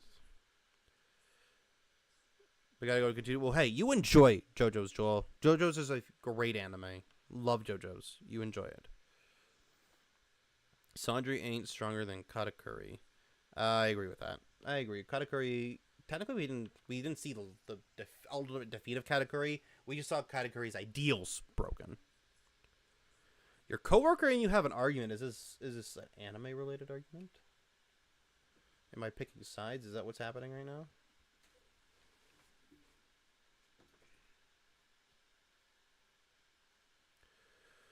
Who would win, Ichigo or Zoro? So, this is where I say, like, power scaling. This is going into my power scaling thing. Power scaling is a lot more complicated than I think people give it credit for. Technically, Ichigo is dead and Zoro can't fight the dead, so Ichigo would win. As simple as that. Like, if you're basing it off, this is Ichigo's skills and abilities, here are Zoro's skills and abilities. Ichigo is literally dead. He's a ghost. And we have not seen Zoro been able to fight ghost people. least that I remember. He fought zombies, but that's about it. Exactly, because he's a ghost. But I think people don't see that. I think people are like, oh, but if they were like on even playing fields, but you can't. You can't even playing field when it comes to power scaling. That's like the guy over here where he's like, I kind of could beat Luffy, Gear 5. Gear 5 Luffy literally can do whatever he wants. His ability to warp reality. And I think people miss that. Like, they just take Luffy as like, oh, Luffy thinks he's rubber. No, like, Luffy can, like, do whatever he wants. So in ability, and that's why, like, a lot of people are like, oh, this person will be this Bleach character. I'm like, bro, Bleach characters are dead. So unless you're a show where you can fight dead people, it just doesn't work like that. It just doesn't work like that. So you tell your friend he's thinking to, like, if your friend wanted to be like, oh, who's a better swordsman, that would be a bigger debate, because I'm not sure how you rate swordsmanship when it comes to those two.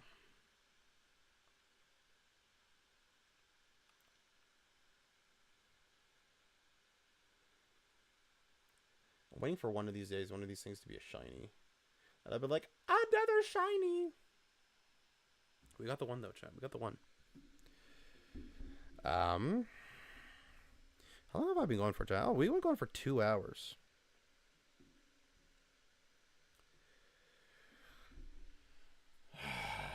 You see, it's hard. I really don't know how to put them together, because like you really don't see Ichigo fight multiple enemies like that, and like really to an extent I don't really think you see Zoro fight that many enemies like that either. So like, I think, as dumb as it will sound, Zoro got more swords, he kills more people. You know what I mean? That's literally how dumb I think it is. If I have to think of it on that level, I love Ichigo and Zoro. I do have a thing for swordsmen as well. I think swordsmen and enemy are badass.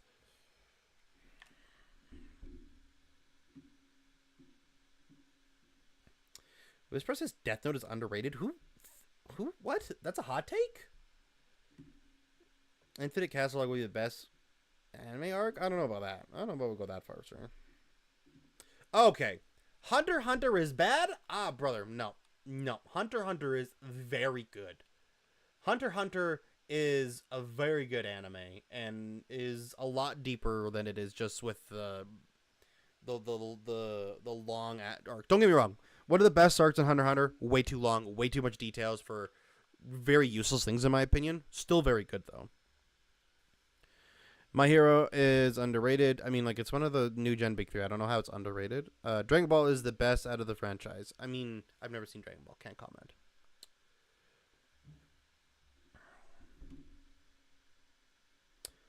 I don't think this is a hot take. I think that's a fact. Because he's the only one who actually looks visibly different. He is the coolest.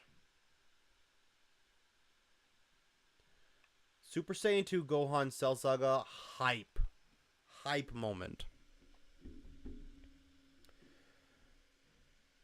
Anime hot take. Pokemon is overrated. I could see why someone says that. I don't like Naruto. Why? Death Note is better than One Piece. Why? Once again. Not enough info. Bad hot takes.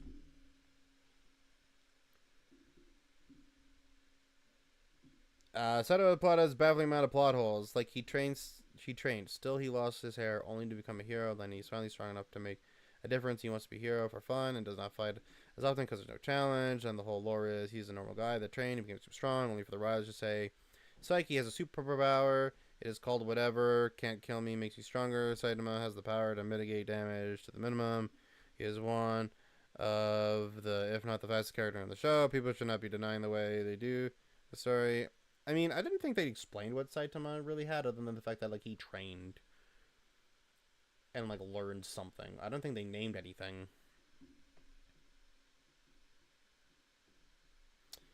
I don't... Hard to compare those two.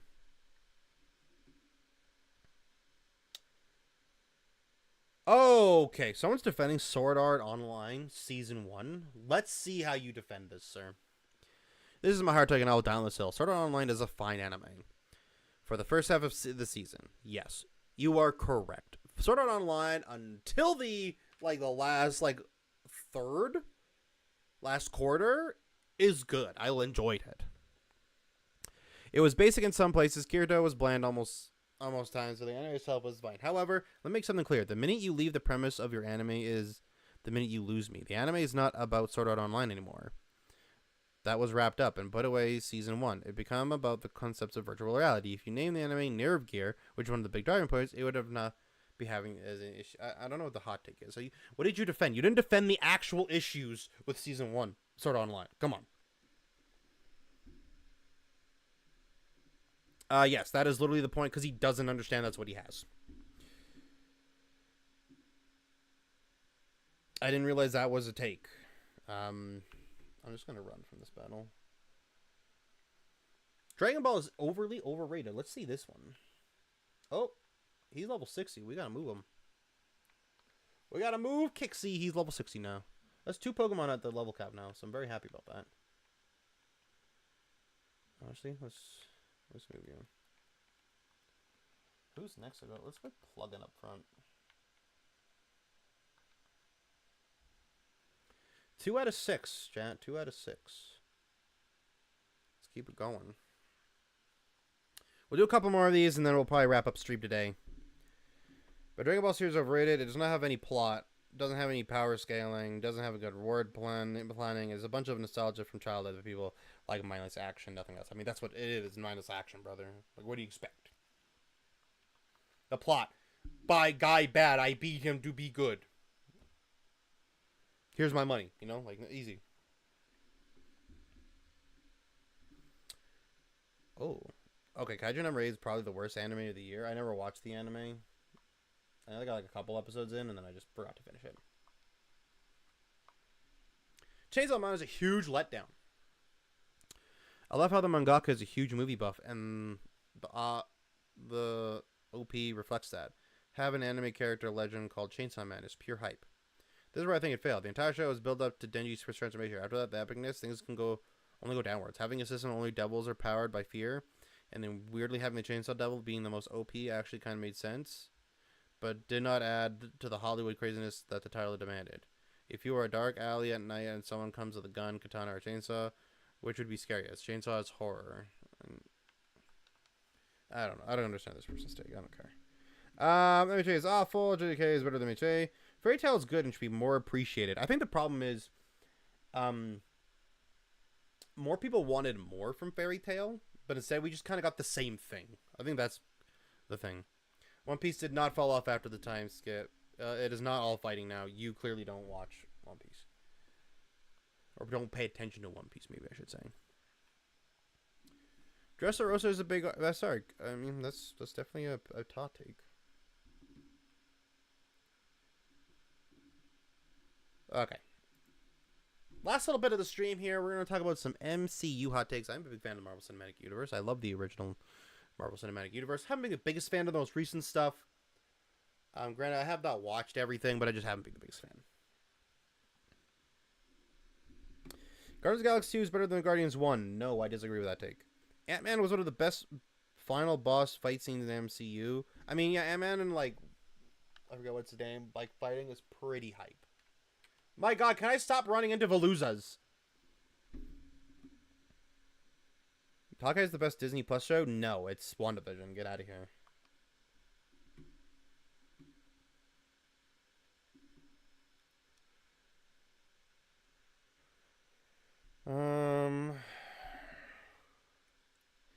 This is a good take. I think the Hulk film was cool, and Edward Norton's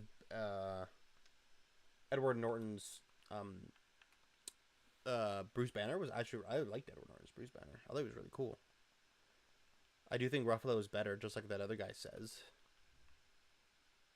Made me feel more for Bruce Banner than I did the Hulk, right?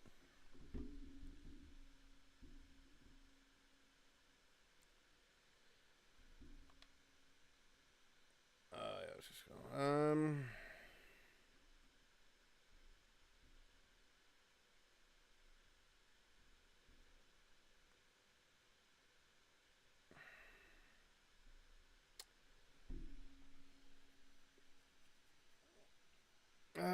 Next MCU show, no.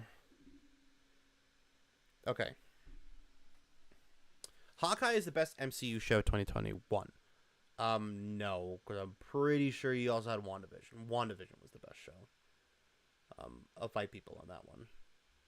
It literally goes, WandaVision, Hawkeye, Winter Soldier, or not Hawkeye, Winter Soldier. Captain America, no, Falcon, Winter Soldier. Sorry. Loki, or no, you know what? I put Hawkeye above Loki. I wasn't the biggest fan of Loki. John Walker is more interesting than Sam and Bucky. I would disagree. I really just didn't care about him. I think I was more annoyed with him than I ever actually...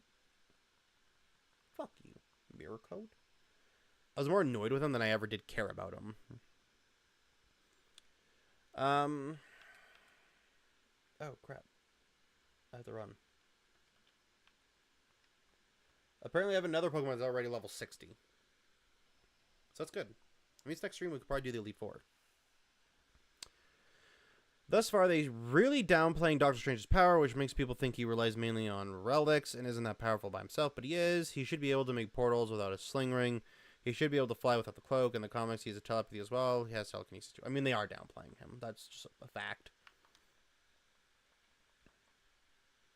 Doctor Strange should not be a mainstay Avenger. I don't know why. They're really underutilizing Doctor Strange's mystical lore, Rogue Gallery so far. I still think they should have waited with the multiverse. I agree with that take, actually. I agree they should have waited longer for the multiverse. Who else do we want to level up? Sure, because we have 4 levels on Zesty, 3 levels on Plugin, and 3 levels on L Rock type. Let's go.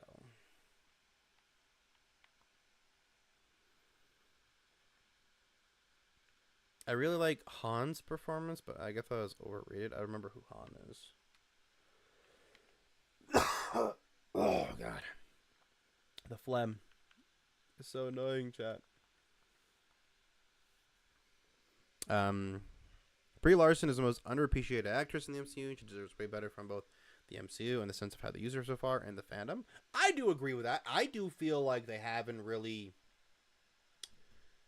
given her the opportunity, or not her the opportunity, I guess maybe like her character the opportunity to flourish as much as the other ones is, because they also needed to fill in so much story with her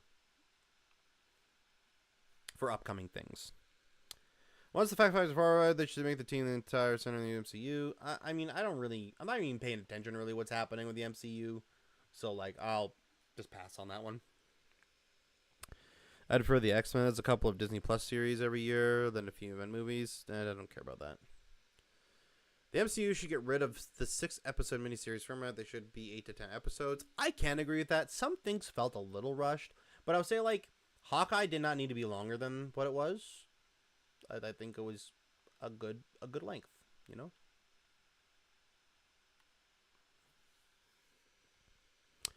I didn't like how they wrote Monica in the final episode of WandaVision. I expected more of her. Monica's introduction there really just felt like an introduction more so than it was supposed to be anything about her.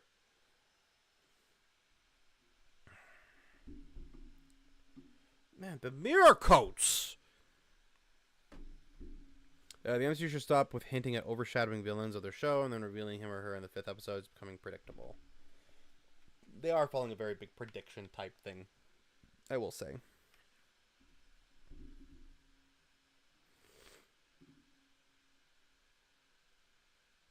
So this guy's a good point. This person's a good point. Only thing I'll say about Brie Larson is she's not been given a chance to expand on her character. Endgame barely gave us anything about her, and her movie made her stoic and Terminator-like.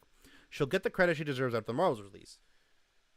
I don't think she really did with the Marvels. I think the Marvels really kind of gathered on good about, like, certain things about her, but I still think it didn't expand enough on her.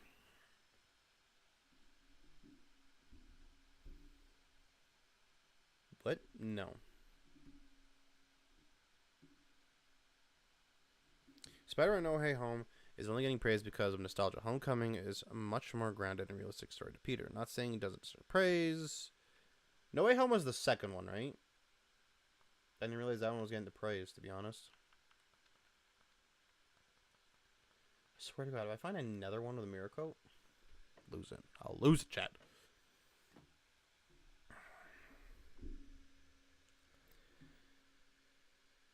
Sam and Bucky were dicks to John. Not saying John was right about the duo. Could have handled things. I mean, entirely. That was a good point. Age of Ultron was good. Could have been better had they gone darker, but it was still good. Yeah, that's all the best. Shang-Chi's third act was meh. I like Shang-Chi. I think Shang-Chi was one of the best MCU movies. Like, as a standalone. Thor 1 was worse than Thor 2. And Civil War's overrated movie has no stakes as far as the divide between the Avengers goes. And the pacing is not really good. I still enjoy the movie the same way I enjoy watching Incredible Hulk or Captain Marvel. Bro, the fact that you think Thor 2 is better than Thor 1? Crazy. Crazy. Oh, nasty plot, really?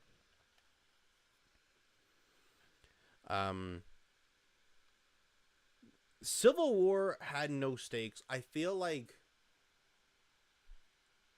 Because, like, I feel like that's the main idea was, like, it's the... Yeah, that's right. Go ahead and mirror coat.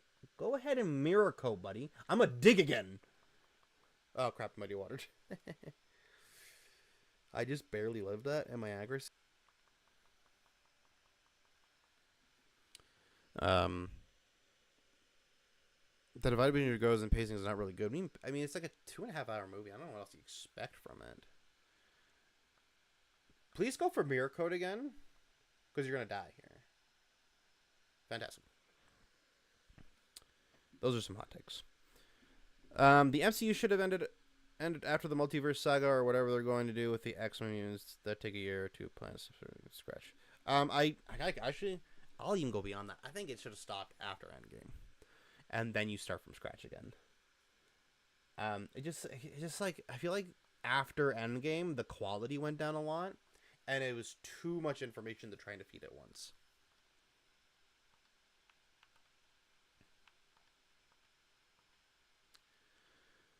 The Laura Bunn, Bobby Morse thing, Tanzite AOS, with the MCU being a new universe. I have no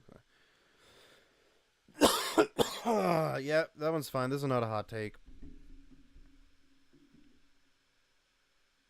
Agents of S.H.I.E.L.D. is the best piece of MCU content. Iron Man 3 is severely underrated. First Avengers is the best Phase 1 movie. Punisher was the worst Marvel television project. I didn't watch that one. Iron Man 2 is the best of the Iron Man trilogy? No. I would say you could argue 3. 1 is still the best. I liked the things that happened in 1 better than I did in 3. But that's just me personally. Like, I think Tony learning to, like, his way of life is bad. The way, like, because he literally has to do a 180 of what his life is right now, because it's not what he envisioned it would be. He didn't, once he learned what he was doing, he was like, man, I got to change everything. Whereas, like, it felt like in 3 was just kind of like, I need to find, like, I want to do something with my life. He was having, like, the identity crisis, right? He was having the crisis of, like, being in the portal and, like, what did everything mean to him? And I just felt like that wasn't as good as him, like, having to rechange his whole life, in my opinion. That's all. All right, chat. I think that is where we're going to end it, though. Oh my God. Not every villain needs to be sympathetic. They need to be good. William Dafoe showed us this perfectly in No Way Home. If the villain is well acted and intimidating, they can be just as good as a sympathetic one. I love throwing in a Loki or Thanos once in a while, but making the norm would be boring because there's no point in rooting for heroes anymore. And I agree with that statement.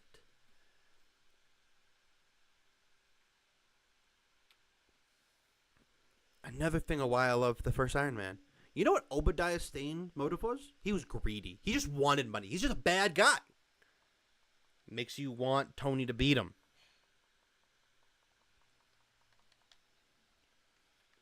Right? Whereas where you get to 3, where you have, I forget what the actual villain's name is, but it's like, he's just a misunderstood guy. And you're supposed to feel for him a little bit. And it's just like, at that point, like, I'm tired of feeling for villains. Like, I just want to be mad at them. You know? But okay. Thank you so much, everybody, for tuning in today. I really appreciate it. We are live Tuesdays and Thursdays, 6 p.m. Mountain Standard Time on TikTok, on YouTube at ReadMatthew77. Yeah, we're probably gonna keep doing stuff like this. This was a lot of fun. I really enjoyed this. And yeah, like I'm gonna go eat dinner. I'm hungry. Thank you so much everyone for watching. Thank you so much everyone for the support, the gifts from Joel on TikTok. You know, the views on both TikTok and YouTube, because I know YouTube being the Switch is a little different. But thank you so much, everyone. Hope you have yourselves a great day, a great weekend, and we will see you on Tuesday. Have a good one.